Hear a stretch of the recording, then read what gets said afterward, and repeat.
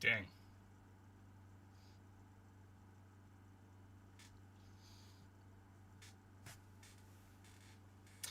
I guess Cubs still has it. 42. Not bad.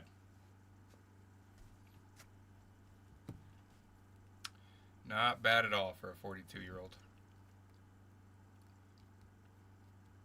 Gotta give him that. Let's see here. Yeah.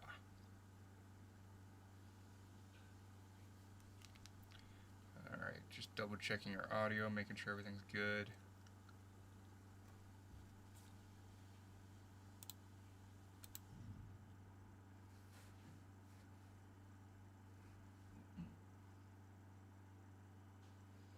Yeah, should be good.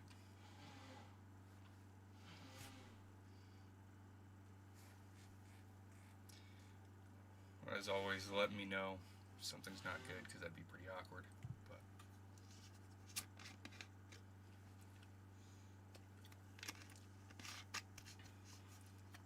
it was fast. I was like, I grabbed a Coke and he was on the ground, and I was like,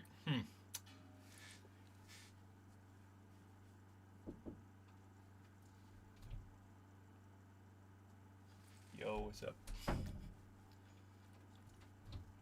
You can get your stuff. You're good. Bye. I'll miss you. You better watch my stream as you're driving. I wish I could. Yeah. All right. I'll see you.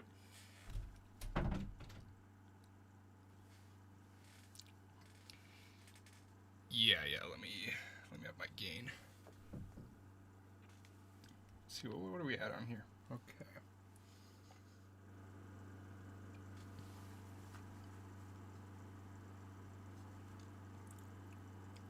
Oh, now you can hear that stupid fan. Let me turn that off.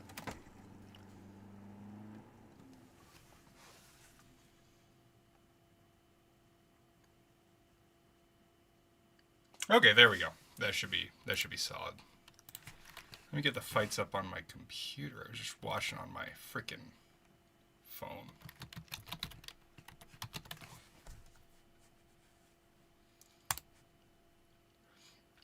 I was surprised by that, though. I didn't think Cub would just totally run through him like that.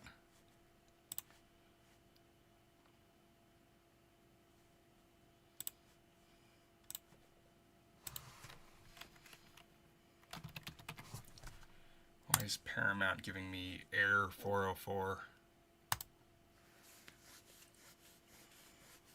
Jason Blair Breath is Jumaxing as usual and will not be appearing live for the fights. 406 not acceptable. No, I get what he's saying when he says the card's not like as stacked as people would lead you to believe.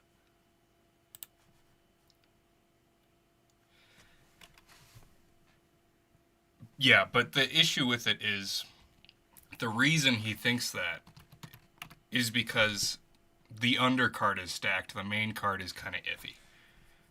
Since losing Tatsuro Taira versus Brandon Royval as a co-main, obviously. But it's still a good card. I mean, Johnny Walker, Dominic Reyes, that's a fun fight. So, okay, my Paramount Plus is just straight up not working. We're just going to do it on the phone. Because why not?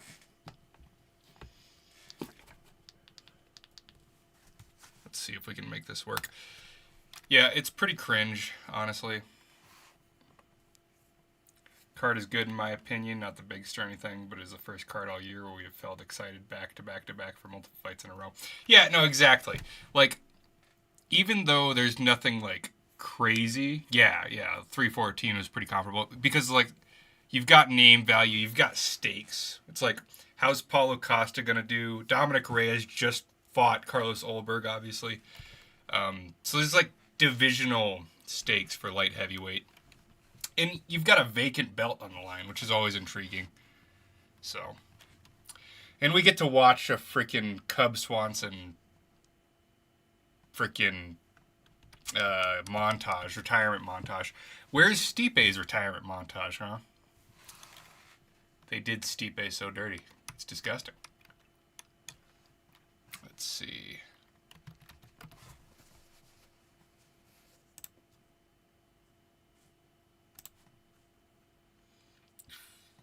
Like, I don't know why Stipe got so much hate. Shea hates on him too. Shea hates on Stipe a lot, which I get why, because he views him as like an unskilled or untechnical fighter, so he thinks he's like overrated. On one hand, I hope Josh Hokett's cringe BS gets put to a stop, and I like Curtis, but I also kind of want a new name at the top of the division. Yeah, but beating Chris Curtis at this point does not put him at the top of the division anyway, so like Chris Curtis is kind of on a skid. We need him to come back.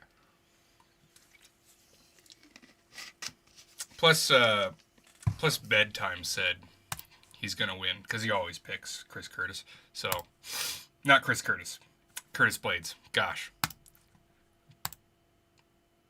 Yeah, it's embarrassing. It's awkward. Curtis Blades.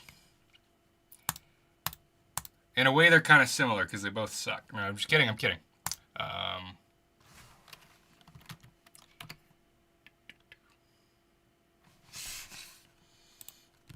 Yeah, I don't know why Paramount Plus is just straight up broken on here. It's so weird.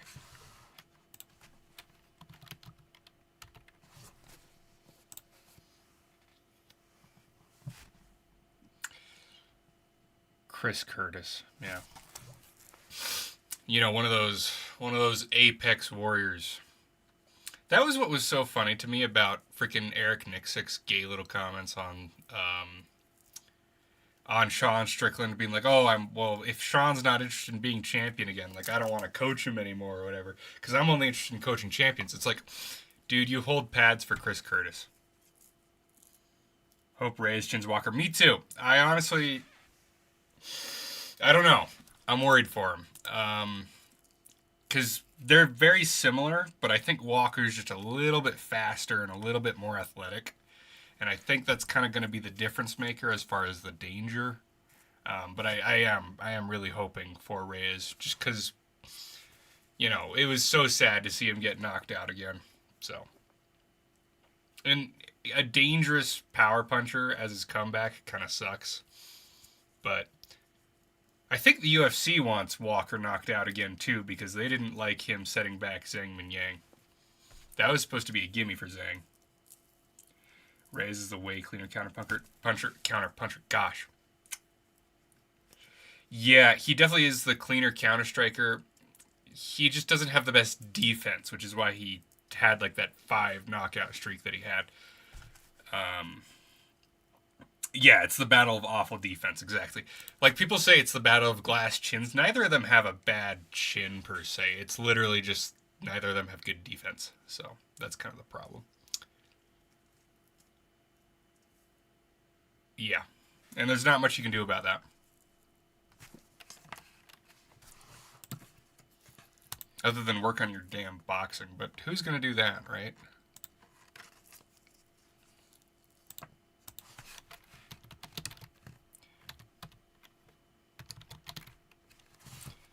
Let's see.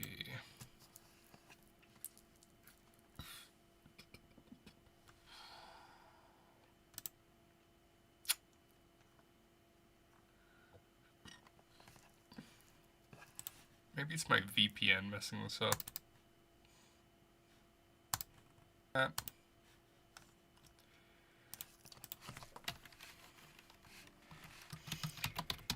Getting really sick. Yeah, gosh, I can't effing talk. I got braces. Freaking making it impossible to talk. But no, I cannot stand these stupid Cameo ads they're doing.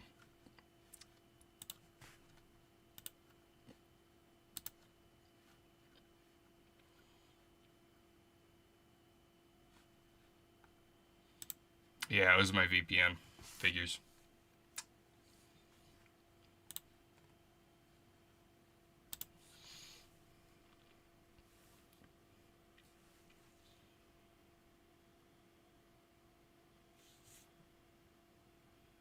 Now, last time I had this playing in the background, it wasn't even that loud, but my whole stream got copyrighted. So. We were probably right about the moon landing, too. Hey, that's not true. We did that. Okay, let's see how loud that is. Anyway, what's the arch? $3.95. The new value feast is here at KFC. 5 delicious nuggets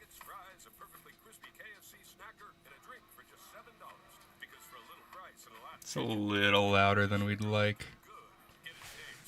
Let's see.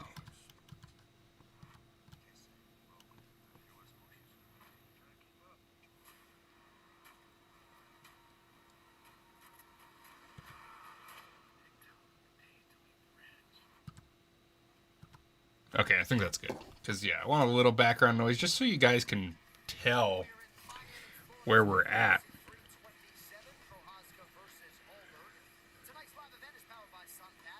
But, you know.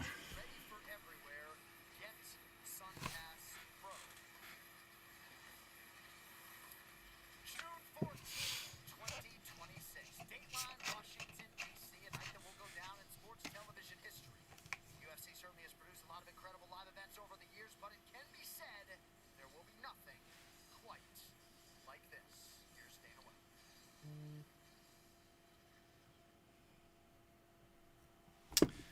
Let's go ahead and plug this on the Discord.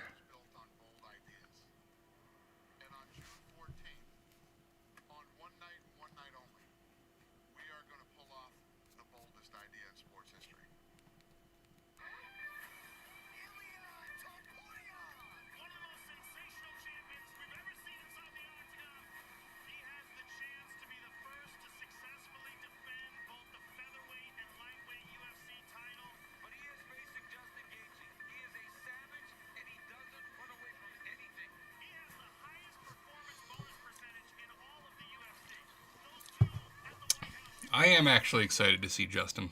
I will be wearing a propeller hat for that fight.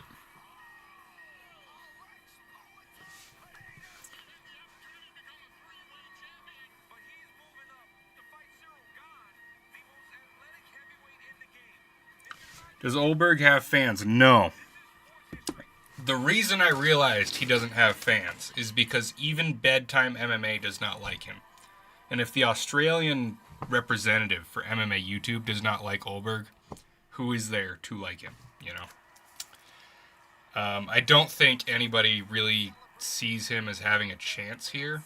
I do think he could counter Jiri effectively, especially because of how reckless Jiri is. I just don't think he's going to respond to the pressure super well, but we'll have to see.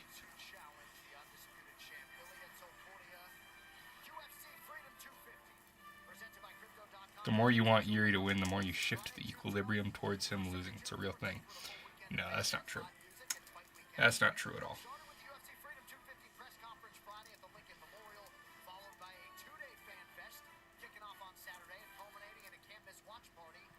By the way, since it's just you, Jim, the joke is I'm not monetized on YouTube. So a real big bet was placed.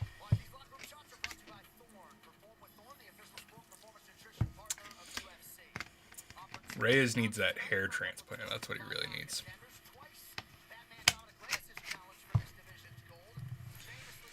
True, yeah. If Gon becomes honestly, that would be like a funny story for the heavyweight division because he's gonna end up in the same situation that freaking Tom Aspinall was in, where he's gonna have the champion sitting out, and he's gonna be like the interim champion just waiting for his title shot. How close am I? I need another 200 subscribers for the first tier monetization. So it's 500, and I'm just over 3. So 175. So not too far off, but growth is pretty slow. I also am not making content consistently enough, though, just because school's kicking my ass. But it is what it is. We are on spring break now, though, so we'll see what we can get done. I do like Johnny Walker training at Extreme Couture, though. He was not doing well over in Ireland with the Discord has 360 members, need to summon the army. Real, yeah. I was disappointed more people weren't willing to at least subscribe. Like, if you don't like my videos, it's fine. But come on, throw me the sub so I can at least start making money. But, you know, I don't want to be too picky. What's funny, though, is, like, I have gotten some fans from Shay, but a lot of my consistent viewers come from Guru for whatever reason. I don't know why that would be, but that's just how it's been. or they just are new to MMA YouTube. It's one of those two. So I don't know if I just stylistically appeal to his audience more. I don't know. Also, I guess sample size is another thing. There's a lot more people who watch Guru. But, yeah, I just need a couple hundred more subs. Loki getting out activityed by Hamzat Shemaev. That is so true. And that's embarrassing. Yeah, I do need to work on that. I just need to be more willing to just make content like the other guys do. I always want to do like a well thought out breakdown that's unique and not something somebody else has said. And I just need to recognize that the average viewer of these videos is a casual who is perfectly content with silly slop. So, like, the looks maxing video outperformed my previous video by 10 times. So it's just like, there you go. That's just what I got to do, and I just haven't devoted myself to that yet. But we're gonna. I'm also down to under 200 pounds finally. So once we actually get some like good ab visibility, we're gonna spam physique pics, and I think that'll help too. Protest JDM. That's a good idea actually, because I actually do want to break that one down. And I want to break down a potential rematch for Ilya and Charles, but I'm gonna wait till we get closer to the actual. Oh, thank you. Yes, Lonely Stream. Thank you, Donlo. Hey, is your like $14 per edit like your flat rate, or is that just for Shay? Because I'd totally be down to hop in on that. Yeah, I want to make a video about a hypothetical rematch of Charles and Ilya now that he's the BMF champion, but I want to wait till we get a bit closer to Ilya's next fight. Yeah.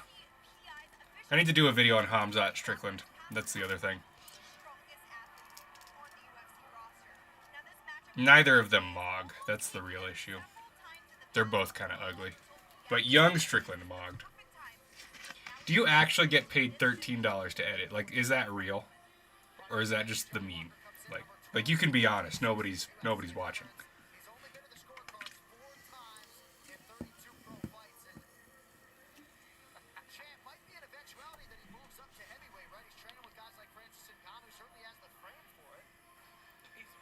Yeah, no. As I was saying, when Walker was at Kavanaugh's gym in Ireland, it might be. I mean, yeah, I figured. When he was at Kavanaugh's gym, because if that's really your flat rate, like, dude, hit me up. Let's get this thing going. I've got some projects.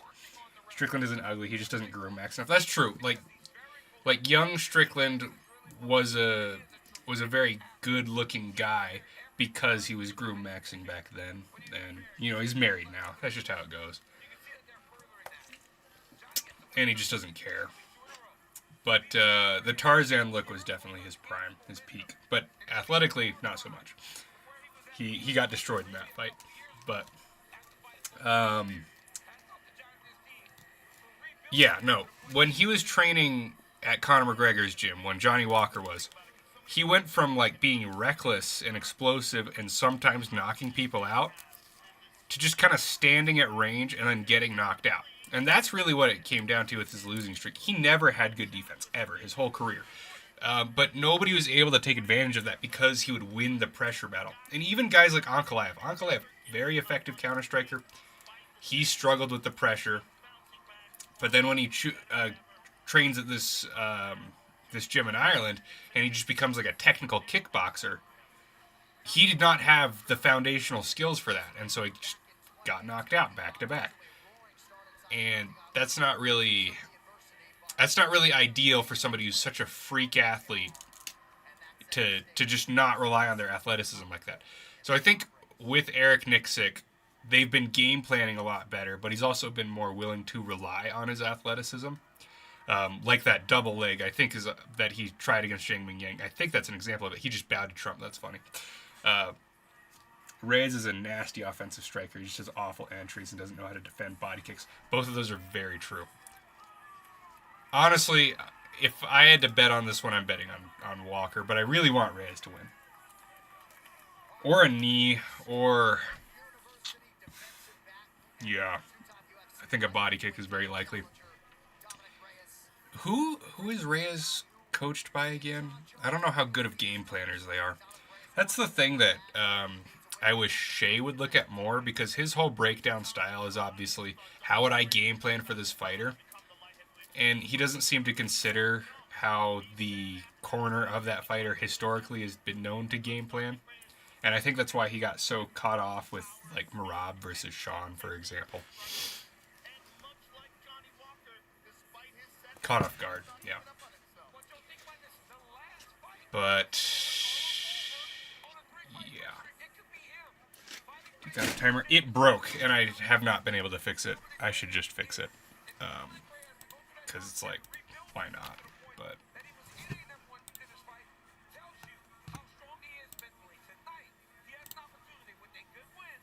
the Ray is looking better with his fight. His physique is looking better. What?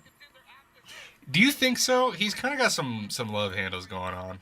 I guess he was kind of fat in the Ulberg fight, wasn't he? I forgot about that. Ulberg's looking fat tonight too, so.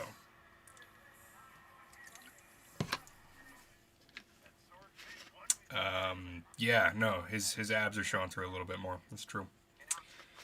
Which is not good. I don't get it. Like, I get it's hard to stay locked in when you've been doing it for so long, but like, the older you get, the worse water cutting is for you. Like, that's just a known fact. You want to have less fat when you're older, not more. But whatever. And I don't think fat helps with your chin at all. Like, not even a little bit. I don't know where that idea that having like 5 pounds of adipose tissue like makes you harder to knock out. Obviously size matters, but just straight fat cells aren't doing anything for your chin. Except for like to body shots, but which I guess Dominic Reyes would have had the incentive to maybe put on a little bit of a layer of fat there to try and help with the body shots. Ulberg saying he eats 3 burgers a day even in camp. You know, based. That would explain why he's so fat this particular time around too. He's getting ready to tie Tuivasa Max. What was that deal with Johnny Walker being all mad at Walter Walker? Like, are they trying to get fans hyped for a fight between them? Because I don't think there's actually like beef between the two brothers, you know.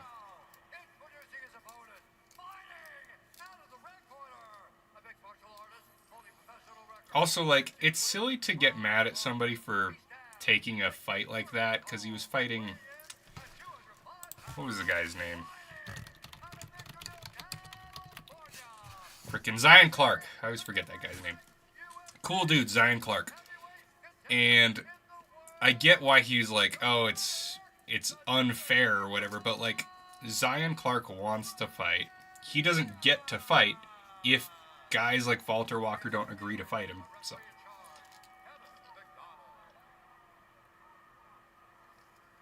Yeah, Volkanovski has done it perfectly. He seems to have sacrificed some strength in order to keep his speed as he ages. He looks smaller than he did before, and he couldn't muscle Lopez around as much in the rematch compared to the first fight. Yeah, true. No, Volk has been smart about it, because a lot of feinting at range from both of them. We love to see it. No, I agree. Volk has excellent conditioning, and he's understood. Ooh, caught Johnny with a jab already. He's understood how to. Ooh, head kick that he caught him with. He's understood how to condition himself for his age, rather than to try and like just kind of brute force through it, which it seems other people are doing. But Volk is a very good athlete either way. So currently Walker is losing the pressure battle, but those calf kicks are good. Nice little spinning hook kick. Reyes has caught Walker on the chin a couple of times. Those calf kicks are pretty good, though. I won't lie. And we remember Zhang Mingyang, you know. Walker's also dropping his hands a lot. Very willing to catch these kicks. Steven Thompson, my money's on someone going to sleep in this fight. When even Wonder Boy's making fun of you for your bad chin, you know it's a problem.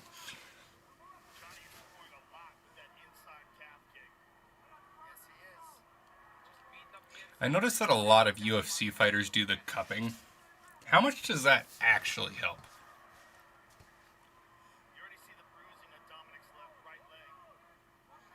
There's Joe Rogan. That calf is already red. He always switches whenever he kicks or gets kicked. True.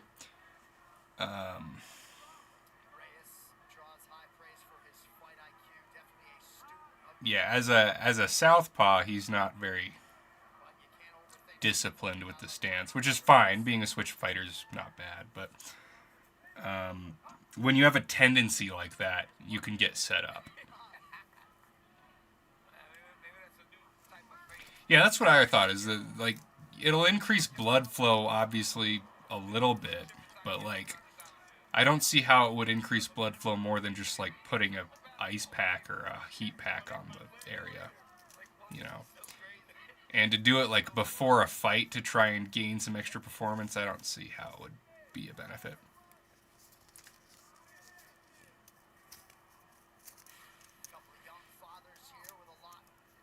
Jeez. Checked that one. Ooh, high kick to Reyes' guard. Wobbled him a tiny bit. You know, I like the new shorts. They've grown on me. I kind of missed the last iteration, but these ones are cool.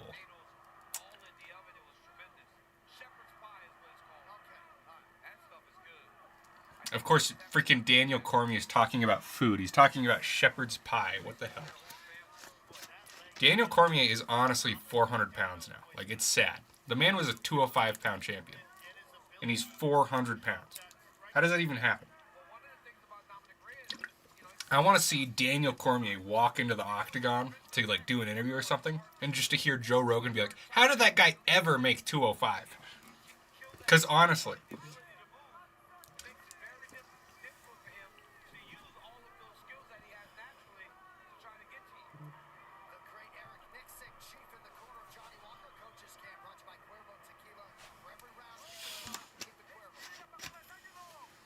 DC should have been a welterweight. Literally, he should have been. That's like his frame and size is a welterweight. DDP smokes DC at 185. True. Very true. In the modern era, Daniel would have never been able to make it work at light heavyweight, I don't think. But because his nightmare matchup was John Jones, and John Jones' nightmare matchup is like the current top 5 of light heavyweight. So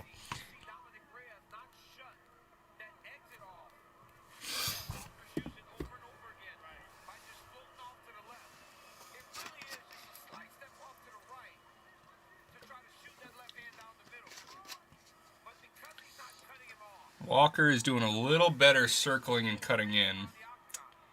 Because for as flawed as Dominic Reyes' entrances are, as reckless as they were very effective initially. Ooh. Solid combo there. Kick and a 2-punch combo. It was a decent body kick too, which, as we've talked about. Yeah, now Reyes is getting cut off against the cage. Ooh, but he hit a nice overhand at the end there. Honestly, I could see this going to decision. Could happen. You never know.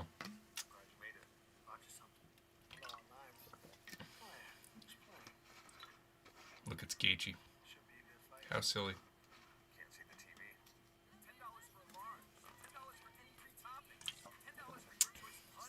How much is a propeller hat anyway?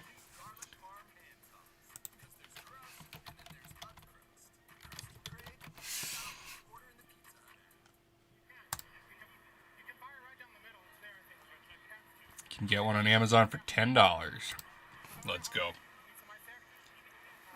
Walker isn't as elusive as he used to be. Where the jump knees and crap. Yeah, exactly. Like, the thing that allowed him to have good defense was that unexpected, unpredictable offense. Kind of like Jiri.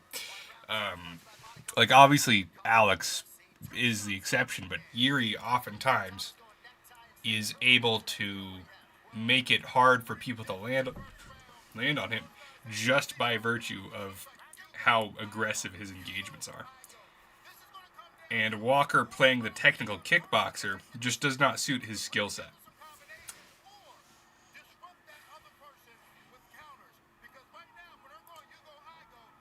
Eric Nixick is also not like a technical game plan type guy. Like, he usually doesn't game plan that much, from what I understand.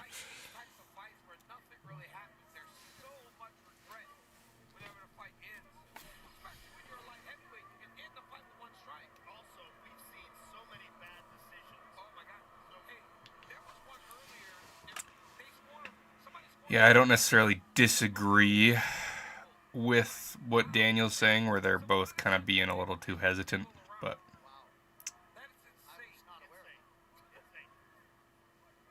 yeah, it looks like everybody's saying that round was Walker's. I could see it. I honestly thought it was Reyes, but like, yes, the leg damage is obviously impactful, but I think getting bombed with an overhand is like more impactful than a red calf. I guess that's not how the scoring criteria is written, though. It's like just overall impact. Oh, he wobbled Walker.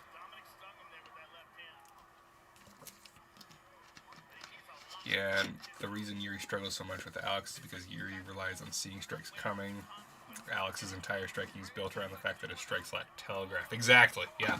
Like that switch kick he hit him with the second time. Obviously, in fight number 1, Jiri was able to wobble Alex pretty badly. And the adjustment he made after that fight, and then that switch kick in particular, is literally just, exploiting the fact that Jiri is so reflexive and reactive. Which is, Yuri's been working on that, obviously. The head movement against freaking Jamal Hill, that's obviously the example of that. But Yuri's narrow-bladed stance invites leg kicks and doesn't deal well with body shots. True. I really want to see him versus Ankalaev, but which ideally would be next. Either way, win or lose, I think he should fight Ankalaev next. Both of these light heavyweights got to the UFC around the same time. Reyes felt as though this was a matchup that would come his way, so because, like, if he wins, who else do you give the title shot to? You know. But if he loses, I don't know, give Reyes the rematch if he wins this.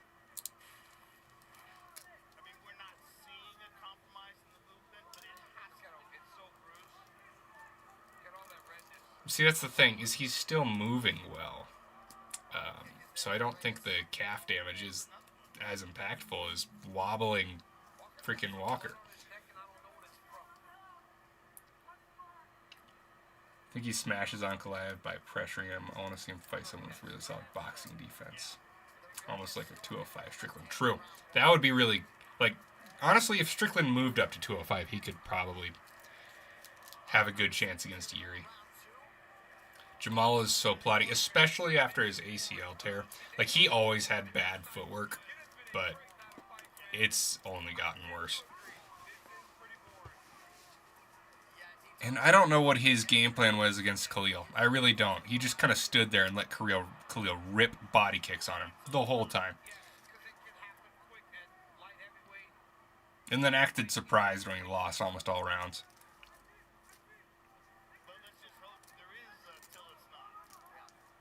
Freaking. Yeah, Walker's being a lot more twitchy. But he really needs to be throwing more. He would probably lose a dance-off to Shamil Kassian. Yeah, Shamil's athletic. You can't take that away from him. He's no tie to Ivasa, you know. Ooh, double leg from Walker. It was deep, but Reyes has very good takedown defense. Ooh, nice knee and elbow. I don't know if Walker's tired or what. He's moving like TJ Dillashaw over here with the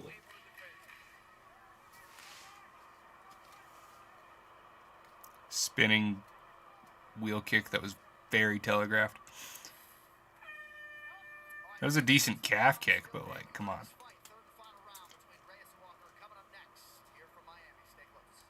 Such a funny fight to not end in finish. I know, right? Well, I think both of them knew, like, I could get knocked out just as easily as I could knock this guy. So they're both playing it safe, which, can you blame them? Nobody wants more brain damage, and they both had a lot.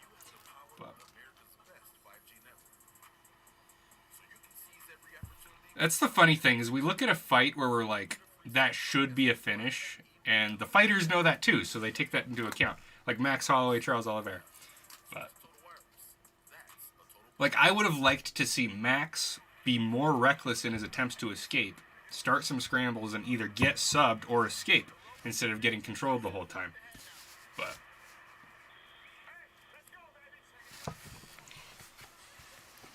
what can you do?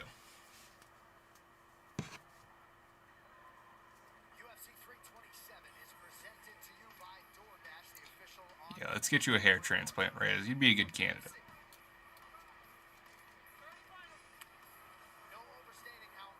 Funny how Joe Pyfer gets a hair transplant just to buzz his head.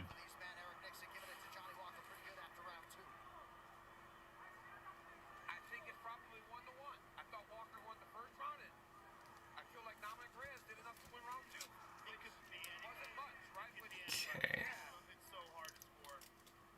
Ooh, that was a good slip by Walker. Okay, the accuracy on both of those is pretty bad.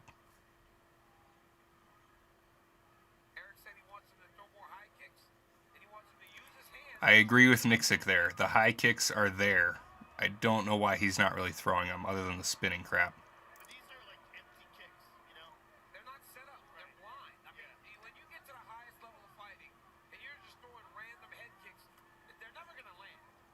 I don't think so. I think blasting random head kicks is actually very effective when you're a very twitchy, feint heavy fighter. Because, like, we saw it with TJ Dillashaw versus Cody Garbrandt in their first fight. Every time TJ was feinting and then throwing the kick, or like throwing the punches and then throwing the kick, they were getting stuffed and he was getting clipped on the inside. Because Garbrandt knew that that TJ was setting up a kick. And these guys both are very twitchy. So, you know, when you get to that level of predictability with your feinting, just freaking throw it naked. And that's what Dwayne Ludwig told him going into round 2, and it's kind of what won him that fight. He was like, dude, not everything has to be set up. Just blast some kicks. Hit him. Dom versus Cheeto. Yeah. Yeah.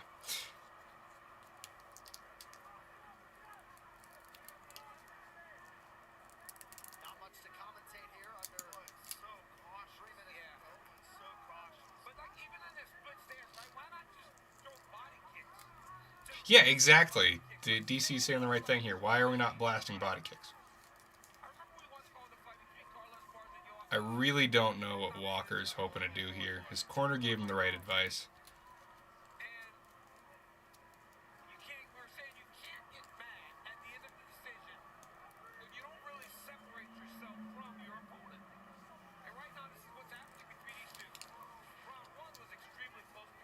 Little stutter step from Reyes, followed by dropping his hands. This makes no damn sense.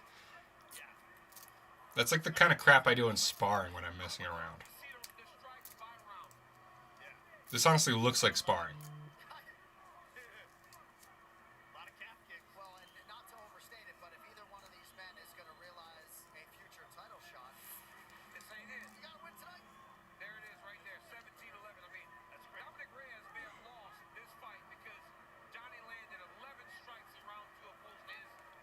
That's funny.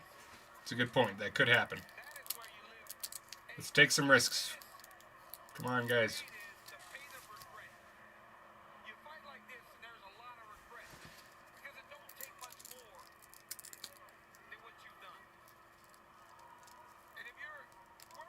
Yeah, just so much twitching, but not enough throwing.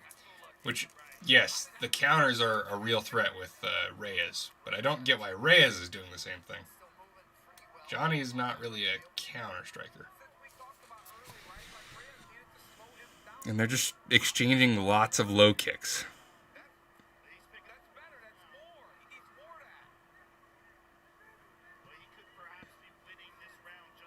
Oh, nice little spinning back fist. Didn't land though. No, like Reyes is doing all right. I think Walker's underperforming more.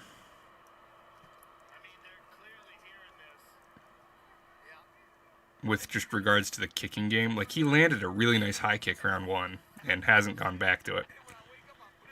Like, did he kick the elbow and hurt his shin and he doesn't want to do it again? Like, I don't really understand what goes into that.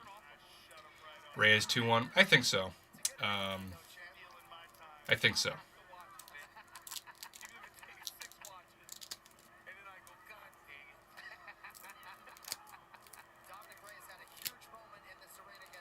Yeah. I mean, I'm happy for Reyes, but this ain't it. I want to see Walker throw some head kicks.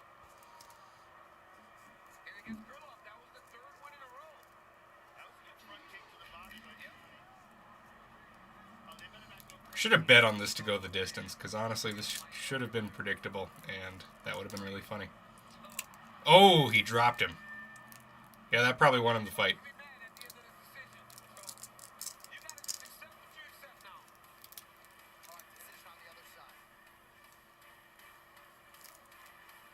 That was like the only moment where it didn't look like a sparring match. It's funny. It's only cool when Sean Strickland does it, guys. Come on. Non-black guy version of Ngannou versus Lewis Real. That's very true. No, I mean, we got to give Lewis some credit. Lewis was on the front foot swinging at Ngannou on multiple occasions. Ngannou just kind of ran the whole time.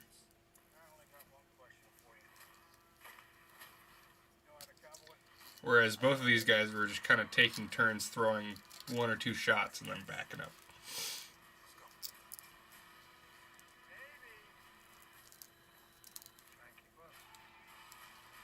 Might have been a cardio issue for Walker, too.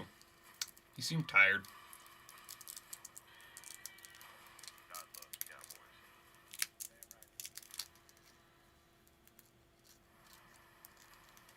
This Western obsession needs to die.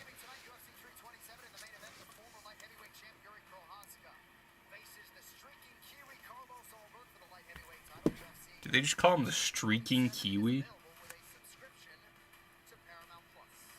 What on earth is that about?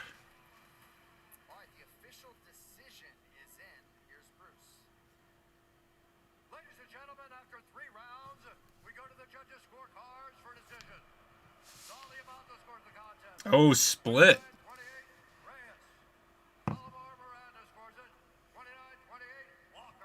And with Saul D'Amato.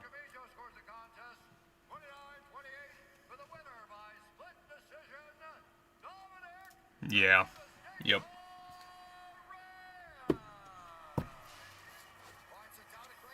Honestly, I'm kind of surprised it wasn't Saul D'Amato scoring it, you know, for Walker, but it happens.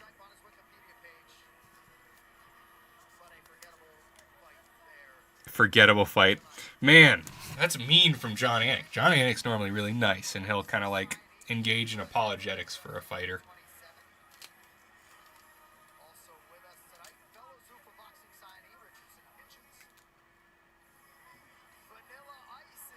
Didn't know Vanilla Ice was still relevant. Probably because he's not.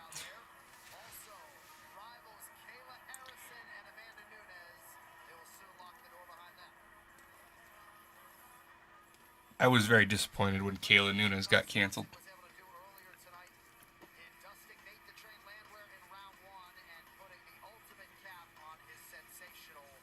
That was a solid retirement fight. And he's 42. But I just don't like the concept of the retirement fight. Like, I don't like going in there being like, yeah, this is my last one. Like, what's even the point? Why not just retire right then, you know? Like, the goal of fighting is to work your way up the rankings, like to have a goal in mind. Michael Chiesa was on like, what was it, like a 4 or 5 fight losing streak before he fought Tony Ferguson. And then, you know, he goes on a little bit of a win streak and then just retires. And it's like, I get that you wanted to get that red off the end of your record, but like, come on. Like, maybe a title shot's not in your future, but maybe, like, just try and see how far you can go, you know? Don't be afraid to have losses on the end of your record. That's the one thing you can't take from Tony Ferguson. You know, like, he never shied away from tough matchups. Even Michael Chiesa was a really bad matchup for Tony. Fighting up at welterweight for Tony's size, just not a good idea. I get they were initially booked, and that's kind of part of it. But Tony would have probably won that when they were initially booked because Chiesa was a lot smaller.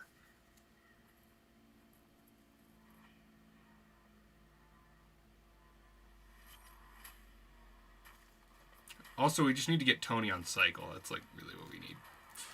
Get him some peptides, get him some steroids, some chill anabolics, and I think he'll be looking a lot better.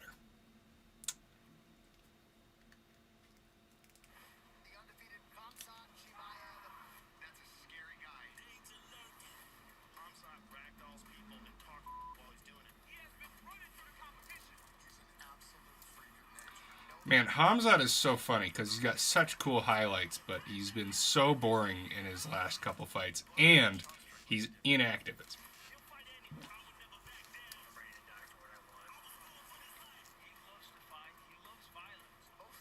The flying teep from Sean Strickland.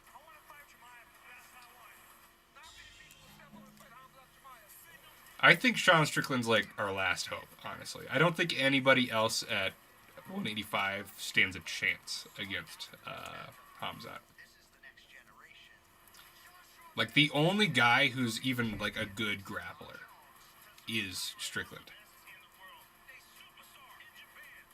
Let's look at the top 10 for 185 right now. UFC middleweight rankings.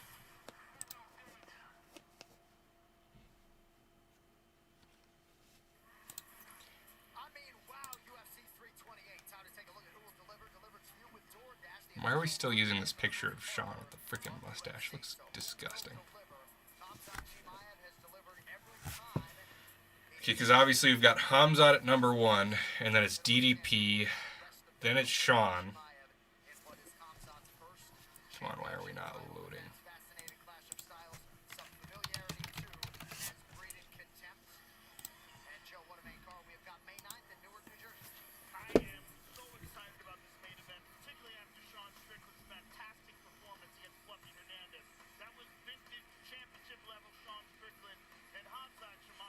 Calling it vintage is funny. Maybe the UFC website's just broken.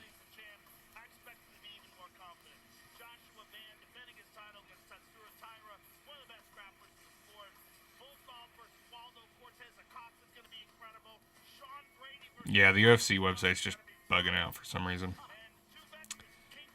But, yeah. So it is Hamzat, DDP, Sean, Imavov, Brendan Allen, Anthony Hernandez is the top 6.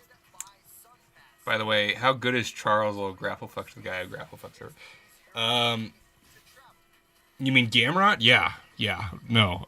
Charles is incredibly good. Charles, like, I don't know why his jiu-jitsu is not, like, talked about more. Like, it's elite. It's ADCC level. People always say that it's not. They say, oh, like, he's good for MMA. He's good for the UFC. No. Gamrot is ADCC level. He ragdolled Gamrot. Charles trains with Mika Gavao. Like, obviously Miko, like, manhandles him. But when you're training with somebody at that level, like, yeah, come on. His wrestling improving a lot is a big part of it, but the thing is, I don't think his wrestling was ever bad. Like, he had elite wrestling against freaking Kevin Lee. And Kevin Lee's a really good wrestler himself. The thing is, he just kind of abandoned wrestling game plans. He just wanted to throw with people, and then if it got to the ground, it got to the ground, and he used his jiu-jitsu.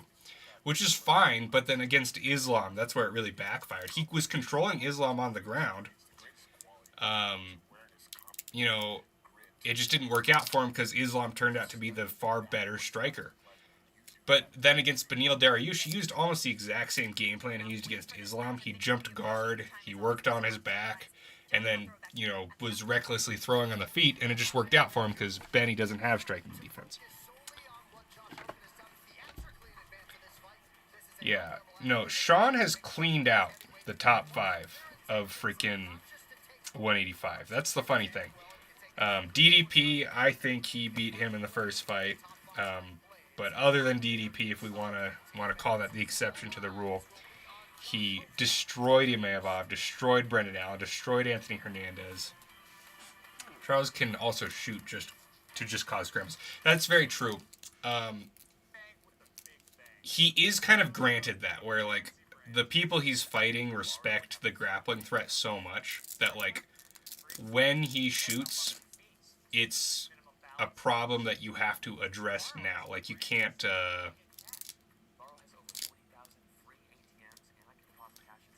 not respect the takedown threat like you can with Merab. Like with Merab, if he's throwing an overhand at the same time as his takedown, he's usually going to land the takedown because the overhand is what you need to worry about in that scenario. His takedowns aren't that dangerous. He's not going to do damage to you. He's not going to sub you, except for Sean O'Malley, obviously. With Charles, it's another story. If he gets you down, like the fight might be over. So you kind of have to eat the overhand or whatever he's setting it up with.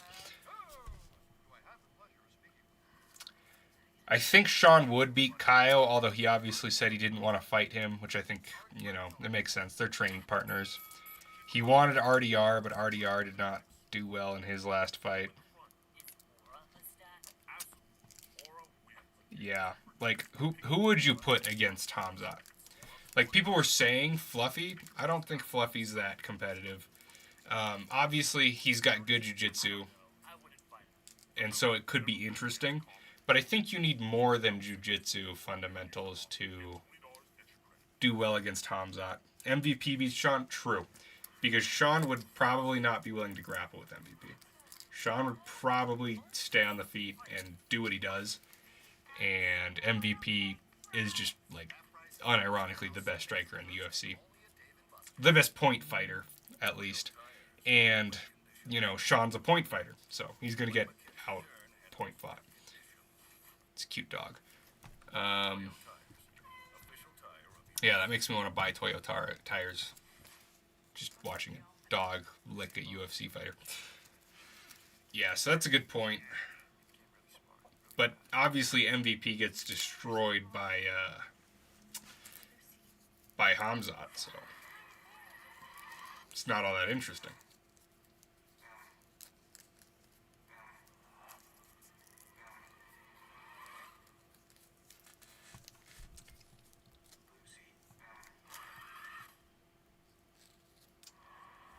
Let's see here. Yeah. I also don't know what a DoorDash sponsorship does for DoorDash. Like, I don't understand the marketing of that. Here we go, Josh Hockett.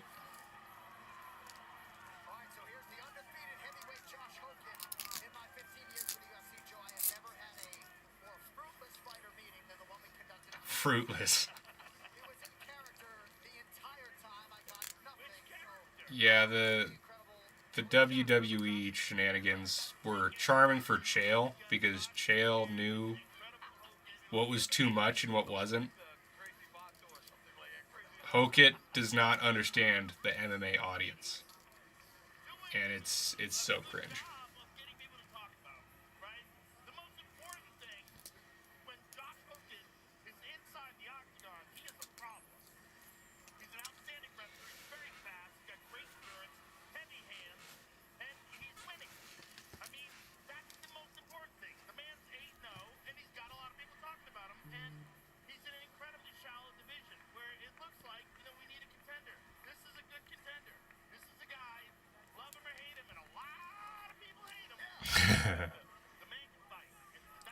A lot of people hate him.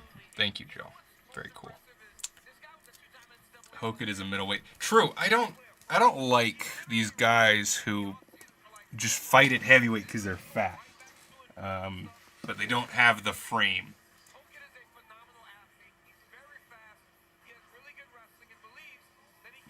Yeah, real. He's short. Like, I could have done this. I was talking to some teammates about it, and they're like, why don't you take a fight? And it's because I was like 240 at the time. They're like, well, yeah, you would fight at heavyweight. And it's like, no, I'd get knocked out at heavyweight. That's what I would do. The amateur circuit where I live is a bunch of 6'5" Samoans at heavyweight. But I suck. That's also a good point. However, I still think frame and size matters a lot. Blades even outgirth Jalton. Hokett isn't going to be strong enough. Exactly. No, like, obviously skill matters, but the thing is, if I fought at heavyweight, I'd be fighting a bunch of unskilled guys. Like, skill doesn't really... I'm 5'11". Yeah, no. 55 is where I will be fighting when I eventually do fight. I'm currently 197. My heaviest, I was 260. I was like the upper limit for heavyweight at one point. So I'm slowly getting down. I want to get down to at least like 170 as a walk around weight, and then probably try and put a little bit of muscle back on because I've lost about 3 pounds of muscle in the cutting. And then I think I'll be in a position, like, frame-wise to take a fight. Yeah, no, exactly. That's why 155, unironically, is where I need to fight.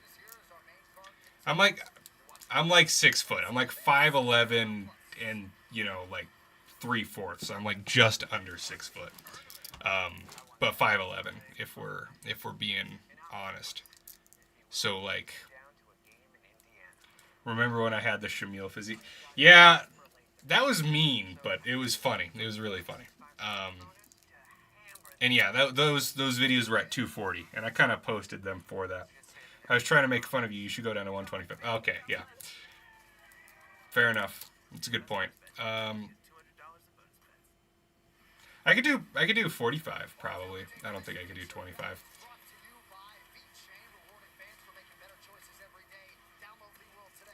I mean, when I was 260, the thought of making 155 would have been a joke to me. But I had a conversation with my coach, and he was basically like, dude, you're not a heavyweight. You're a fat lightweight. So get your ass down to lightweight, and then you can fight. And I was like, all right, you're not wrong.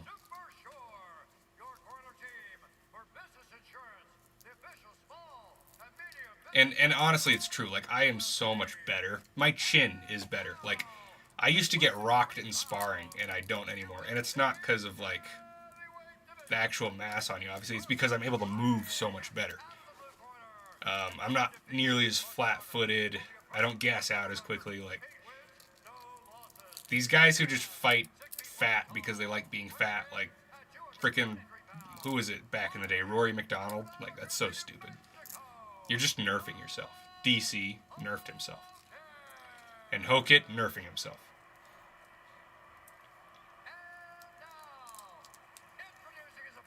Can't even take himself seriously. Not Rory. You don't think so? Rory was fat, man. He should have been at 205.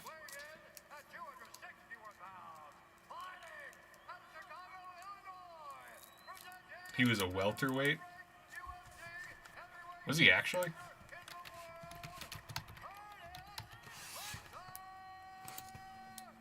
Oh no, you're right. Who the hell am I thinking of? It's the guy who fought Daniel Cormier in his UFC debut.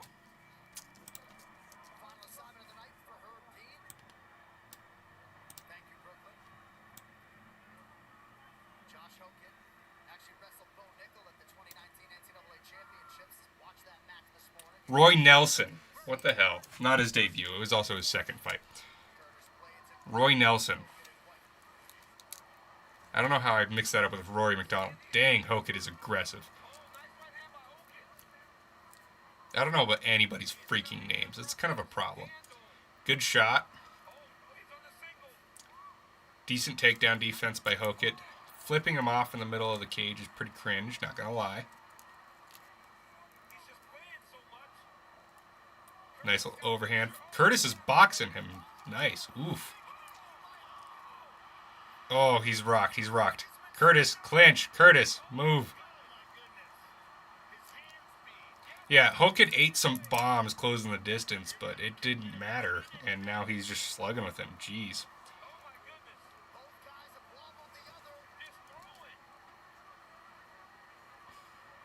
See, this is what we expected the last fight to be. Curtis is not doing good getting his head off the center line. He will gas, but will Curtis survive long enough to make him gas? Curtis is just taking each straight. Like, this is a problem. He really needs to shoot again. And throw the right hand. That's a good point, Daniel. Thank you. There you go. There you go. Yes. There you go, Curtis. That's exactly what you needed. Nice little short uppercuts. Freaking Hoket's talking to Trump right now? What the hell is this? This is so cringe.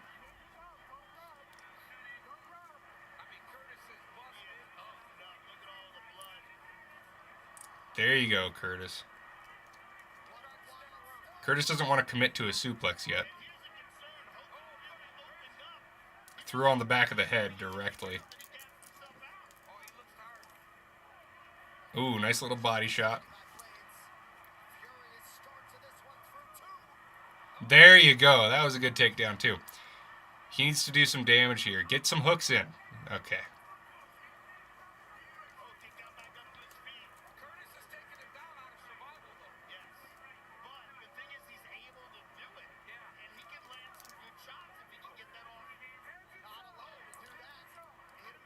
He's been landing some nice shots here. But not enough to... Well, I guess he did wobble Hoket himself, but now he's all cut up. And the lacerations are, you know, effective striking.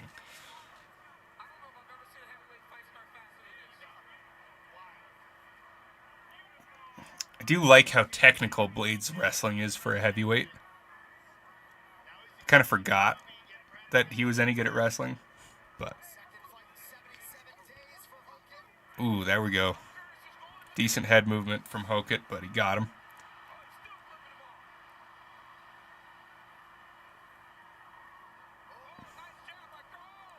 There you go.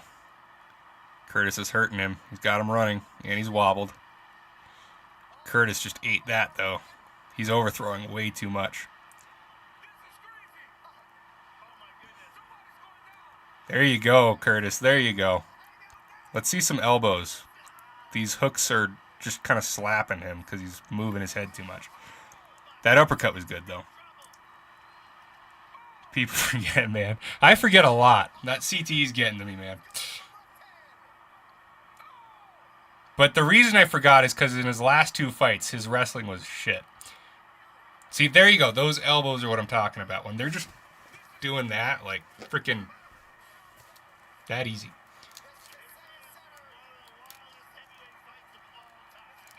Whereas if you throw a hook, you're just going to kind of slap their neck and end up with like a collar tie, which isn't bad either, but like he wasn't going for that, obviously. Anyway.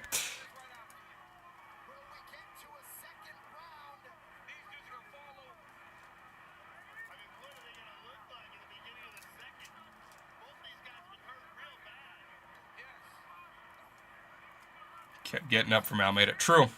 That's a good point. I was really disappointed in Almeida's performance in that fight. So I didn't really take the time to consider the implications for Curtis, but I should have.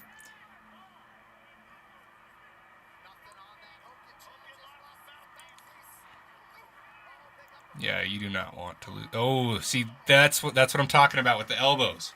When they're being elusive like that, if you just rip that elbow over the top. He flips him off again. Is he going to stop it to give him the mouthpiece? No, he's not.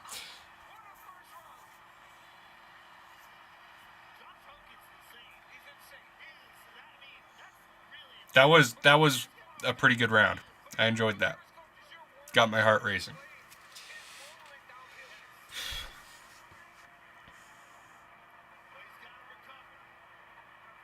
Yeah, I don't think he will recover. Why is he standing in the middle of the octagon?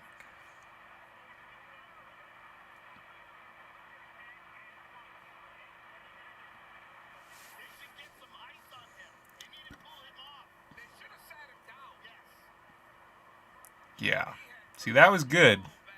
I'm honestly very impressed Curtis survived that. He got this round 2 KO for Blades. Yeah. How many legs is that parlay? Or is that a single?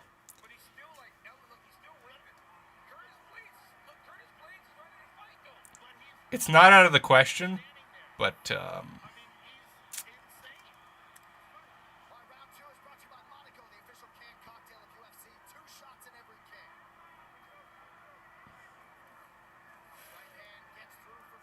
oh, verdict picked. Fair enough.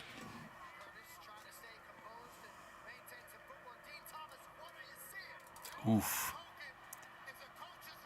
All right. Come on, Blades. Let's lock in, dude.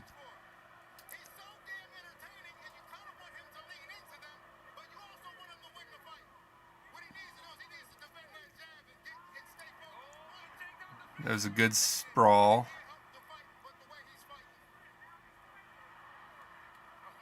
It was honestly kind of a bad takedown, though. Decent head movement from Blades there. They traded jabs. That's pretty poor. Who has the reach advantage in this fight? I didn't even look.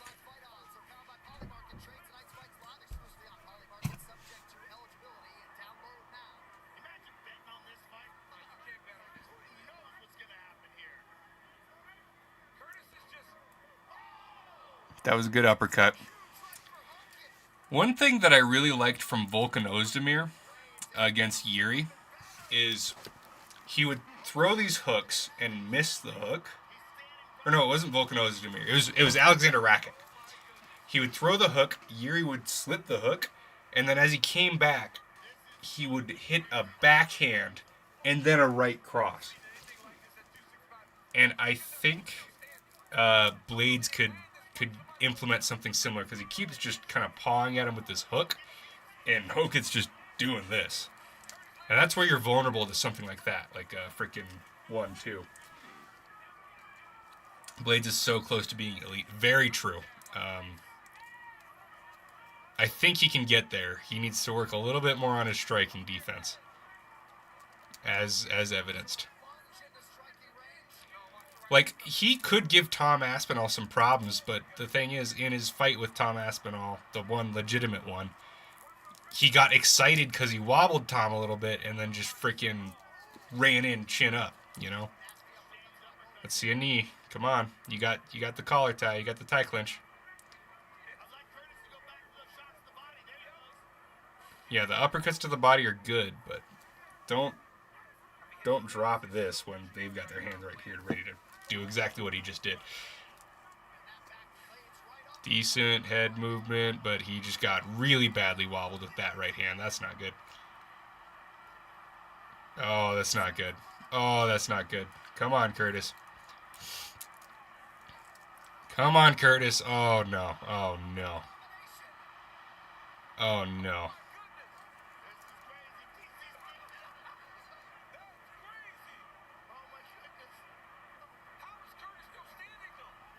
Yeah, Curtis's chin is insane, honestly. I'm shocked Tom just laid him out like that. Like, I get Tom hits really freaking hard, but damn. Oh, and he wobbled Hokit now. And Hokit flipped him off again.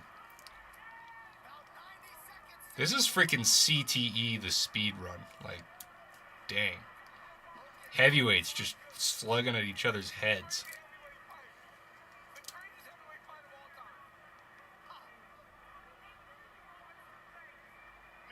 There you go. That's what you need, is that tight elbow.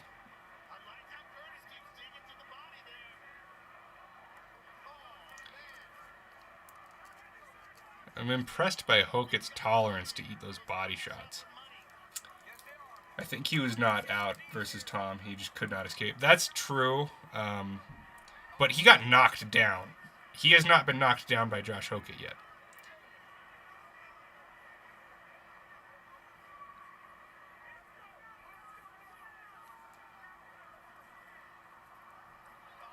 Just ate that knee. That's not good. Nice elbow over the top. I like the way Curtis is utilizing the elbows. See, I don't get why Curtis isn't throwing those exact knees. Thomas faster than Hokett. Very true. Good point. And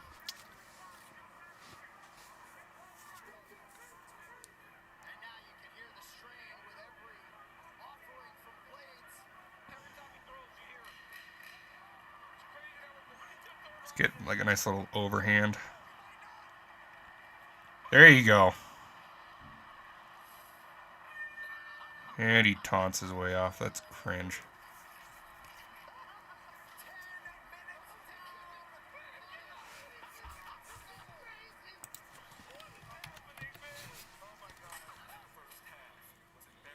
Man. I'm really curious how Paulo's going to do it 205 now, too. You know?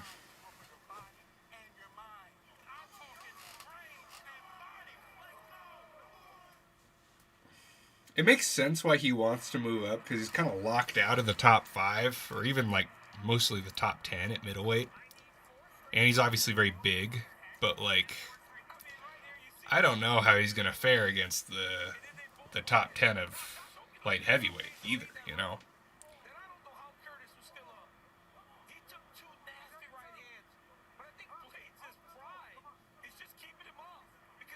You think it's his pride, not half his paycheck?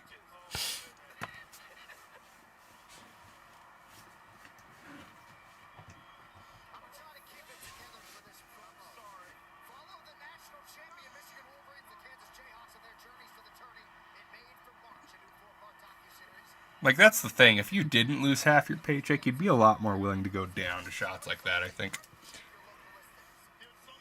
And poor Chase Hooper. Turn up the Lincoln Park. Is there Lincoln Park?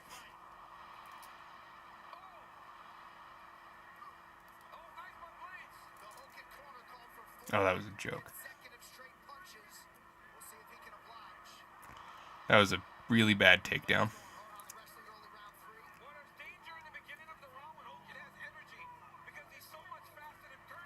Ooh, 1-2, 1-2. All 4 landed.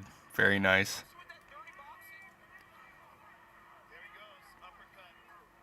Yep. Why doesn't he throw the knee there? I'd really like to know. Just like Hokett just did.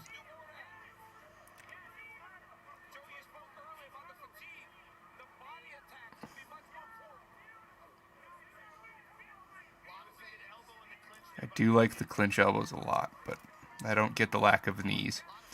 Especially because you can do an Islam and you can bait the knee with your knee and then grab the single. A little bit better head movement from Blades now. Got clipped there.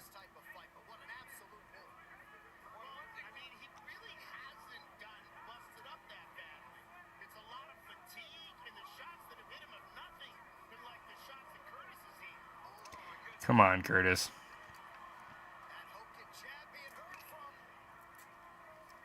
Yeah, it's just Hokett's just throwing single shots, and Curtis is not defending them at all. He has had knee problems in the past. That's a good point. But, like, a knee in the clinch, is that really going to hurt your knee? Not nearly as much as a shot.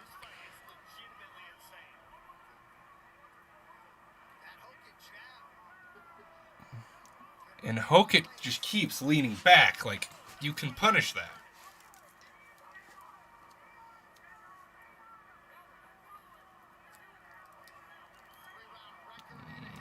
Hokett wants those elbows back now.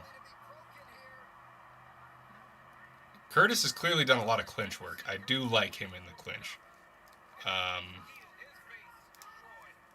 So obviously he knows what he's doing. He has like a reason for it, but he just keeps getting caught with hooks whenever he digs those uppercuts.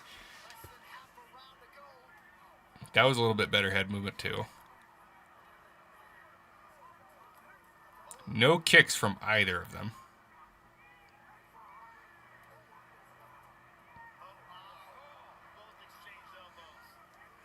Checking the clock.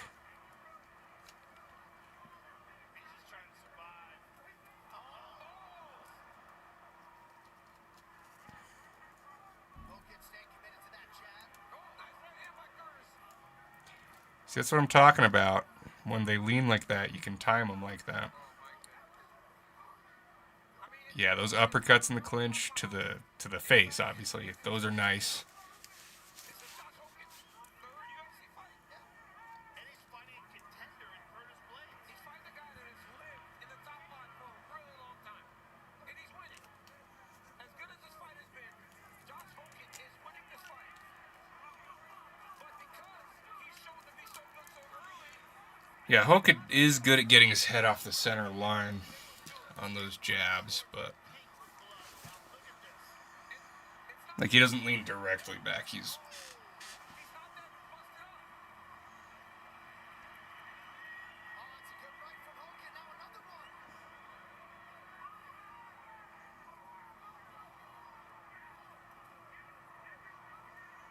These dudes are throwing. Round by round numbers. Oh my God. For Blades. Blades checking the clock again. Yeah, I think it's possible Blades won the first 2 rounds, but I don't know how likely it is. Hurt him there. Curtis Blades has no quit in him. No, he doesn't. I mean, he keeps trying. He does not want to lose this. No, he does not want to lose to this guy. But Hogan's better than we might have thought. Oh! A hard elbow by Hogan.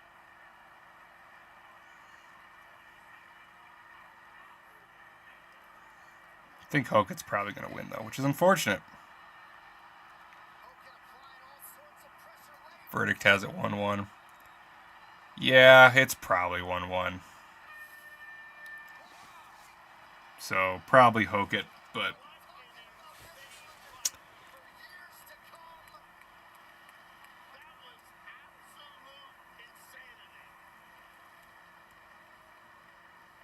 made the president happy.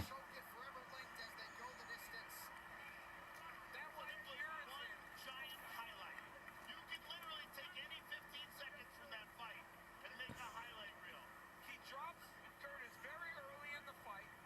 They keep going. The pressure to face. And then Blades responds. Blades doesn't back down. 30-25 Blades. I agree, honestly. And if you don't score it that way, you don't know MMA. You're a casual. The speed of Hogan and the chin Yeah. of Hogan. Very impressive. Uppercut. Combination lands about 7. Like, anybody who scores it otherwise is not a friend of this channel. I'll say that. Jab from Curtis. Right hand from Curtis. This is an amazing fight. All right, here is a Hokit was just very good at recovering, and Curtis was too reckless whenever he had him hurt. of UFC. And I think that's really kind of what cost him here. Has ever spent more time out of his chair in a fight. Official By the time he made the appropriate adjustments with like the elbows and whatnot, he was already pretty gassed because of the overthrowing. It's like when you're playing someone in UFC 5 and like you know your timing's better than them, but you just gas yourself out. It sucks.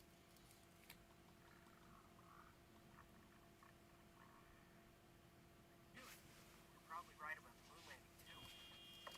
Hey, that's not true. We did that. You wasn't there, bro. I'm also not enjoying this ad.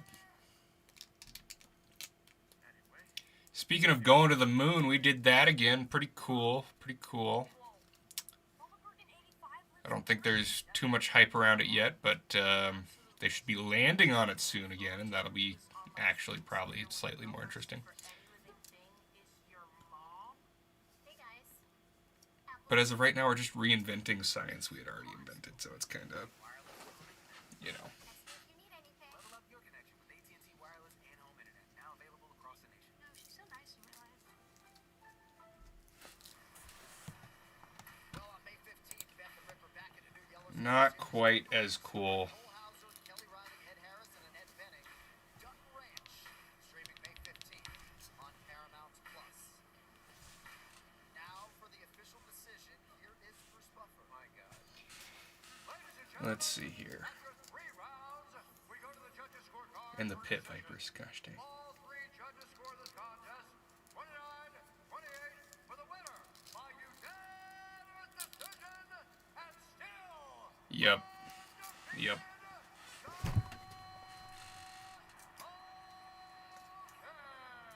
Did they say 30-27?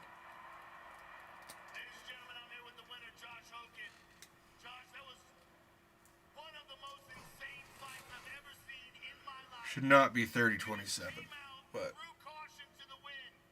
Was that the game plan coming in here tonight? To the Miami Mamacita. 29-28. Okay, good. Tastes like a sweet margarita. So what is there not to like? When I pick up the mic, a puppy comes back to life. This is cringe. Time to get And see, this is what I didn't want. Like, obviously I wanted freaking Blades to win, but more than that, I didn't want Josh Hokett to get the damn mic. and wear dirty shoes in your house just to say, fuck yo couch. I sunburnt my eye yesterday. And beat my own drum. Send 2-3 years PFL and forget. Real. Boy, is you dumb. Let's give Curtis Blades tie to Ivasa. Alex Pereira, showing these nuts. Calling out Pereira. Josh Hokett. Josh Hokett 9-0 Pereira would do bad things to Josh Hokett. as he moves into the heavyweight top 10 at the very least. Curtis Blades came in number 5 in the world. That post-fight interview was brought to you Josh Hokett is not fast enough for Pereira. He's not strong enough. He's not big enough. He's not enough of anything. So yeah, that'd be a good fight actually. Let's see it. Well, the stars are out tonight. Number 88 in your program, Pro Football Hall of Famer. Sean Shaw. Carlos Ulberg, outstanding. I'm honestly not familiar with him. David Njoku, outstanding tight end. for the Cleveland Browns. Also with us tonight, the former UFC flyweight champion, the cannibal Alexandre Pantoja. He's an extreme couture. Blades head football coach. Oh, that's the guy who just lost to Tafa a couple years ago. Not just, but yeah. And he's on a 2-fight losing streak. Yeah, let's give him. Which will be live Saturday night, June 13th at the Ellipse in Washington. Oh, he's booked to fight Tai Tuivasa. That's hilarious. Yeah, he is the comeback fight, isn't he? Exactly. Well, see, that's what I was thinking with Tai, is that it's a free win for Blades, but it's a free win with some name value. June 14th, Crypto.com is delivering $1 million. This is actually a decent fight night. Fight night. Gosh, I can't freaking talk. They gave Tai the worst guy on the roster. Yeah, they really don't want him to be on this losing streak because they're having a harder and harder time justifying not cutting him. And it's in Australia, right? The fight night's in Perth, yeah. So 7 in a row. Yeah, no, he's literally like about to tie Tony Ferguson, which is just insane in the first place. And then not nearly as good of a losing streak as Tony either. Because Tony's losing streak was all killers. And his has been like 2 guys who are good and then like 4 guys he should have beat. And that's a problem in and of itself. And then his last fight against Taliesin Teixeira, they gave him that as a bounce back fight because it was in Australia. And Taliesin just lost to Derek Lewis by getting bombed by an overhand. And it's like, well, that's all Tai can do. Let's give him Taliesin Teixeira. Couldn't get it done against him either. Got freaking out grappled by him. Like, oh my gosh. Just, yeah. Yep.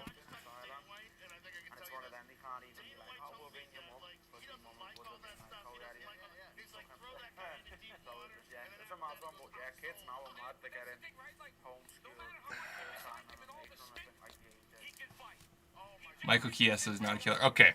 Michael Chiesa is the exception to that list, but that was fighting up a weight class. So. Information and to register for the early access, scan the QR code. We're back to Miami. Also, Michael Chiesa just beat Court McGee, which is actually a pretty good win. And that's kind of why I'm annoyed.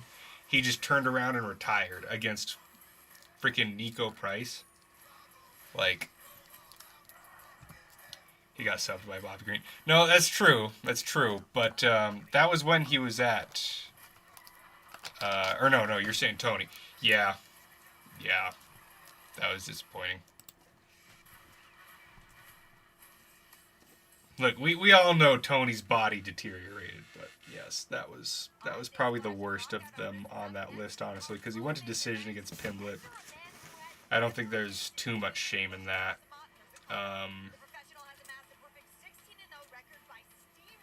He was also one of the few guys picking Gaethje to beat Pimblett. Me and Tony were just like this on that one. That was a boring fight to Shea. You know, I can't blame him. It was a boring fight, you know? No, Shea's whole thing with this card has been to just freaking troll.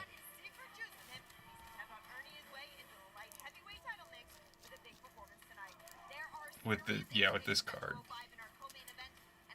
Where did he say it was boring?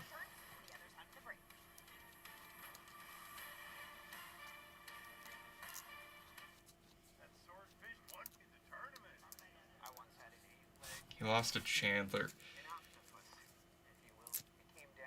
Okay, Chandler, it was not dog shit then.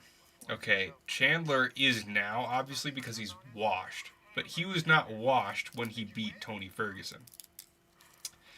And Tony won round 1 against him very clearly, and he just ate that up kick. You think Chandler was washed against Tony? He never had skill, but it's athleticism that is kind of making up whether or not he's washed. Maybe you should become a UFC heavyweight. Zakith? Yeah. Just hoik it, Max. Yeah. Yeah. That could work. Just get fat again and then flip people off and be cringe on the mic and hit people. I think I'd get knocked out very, very quickly.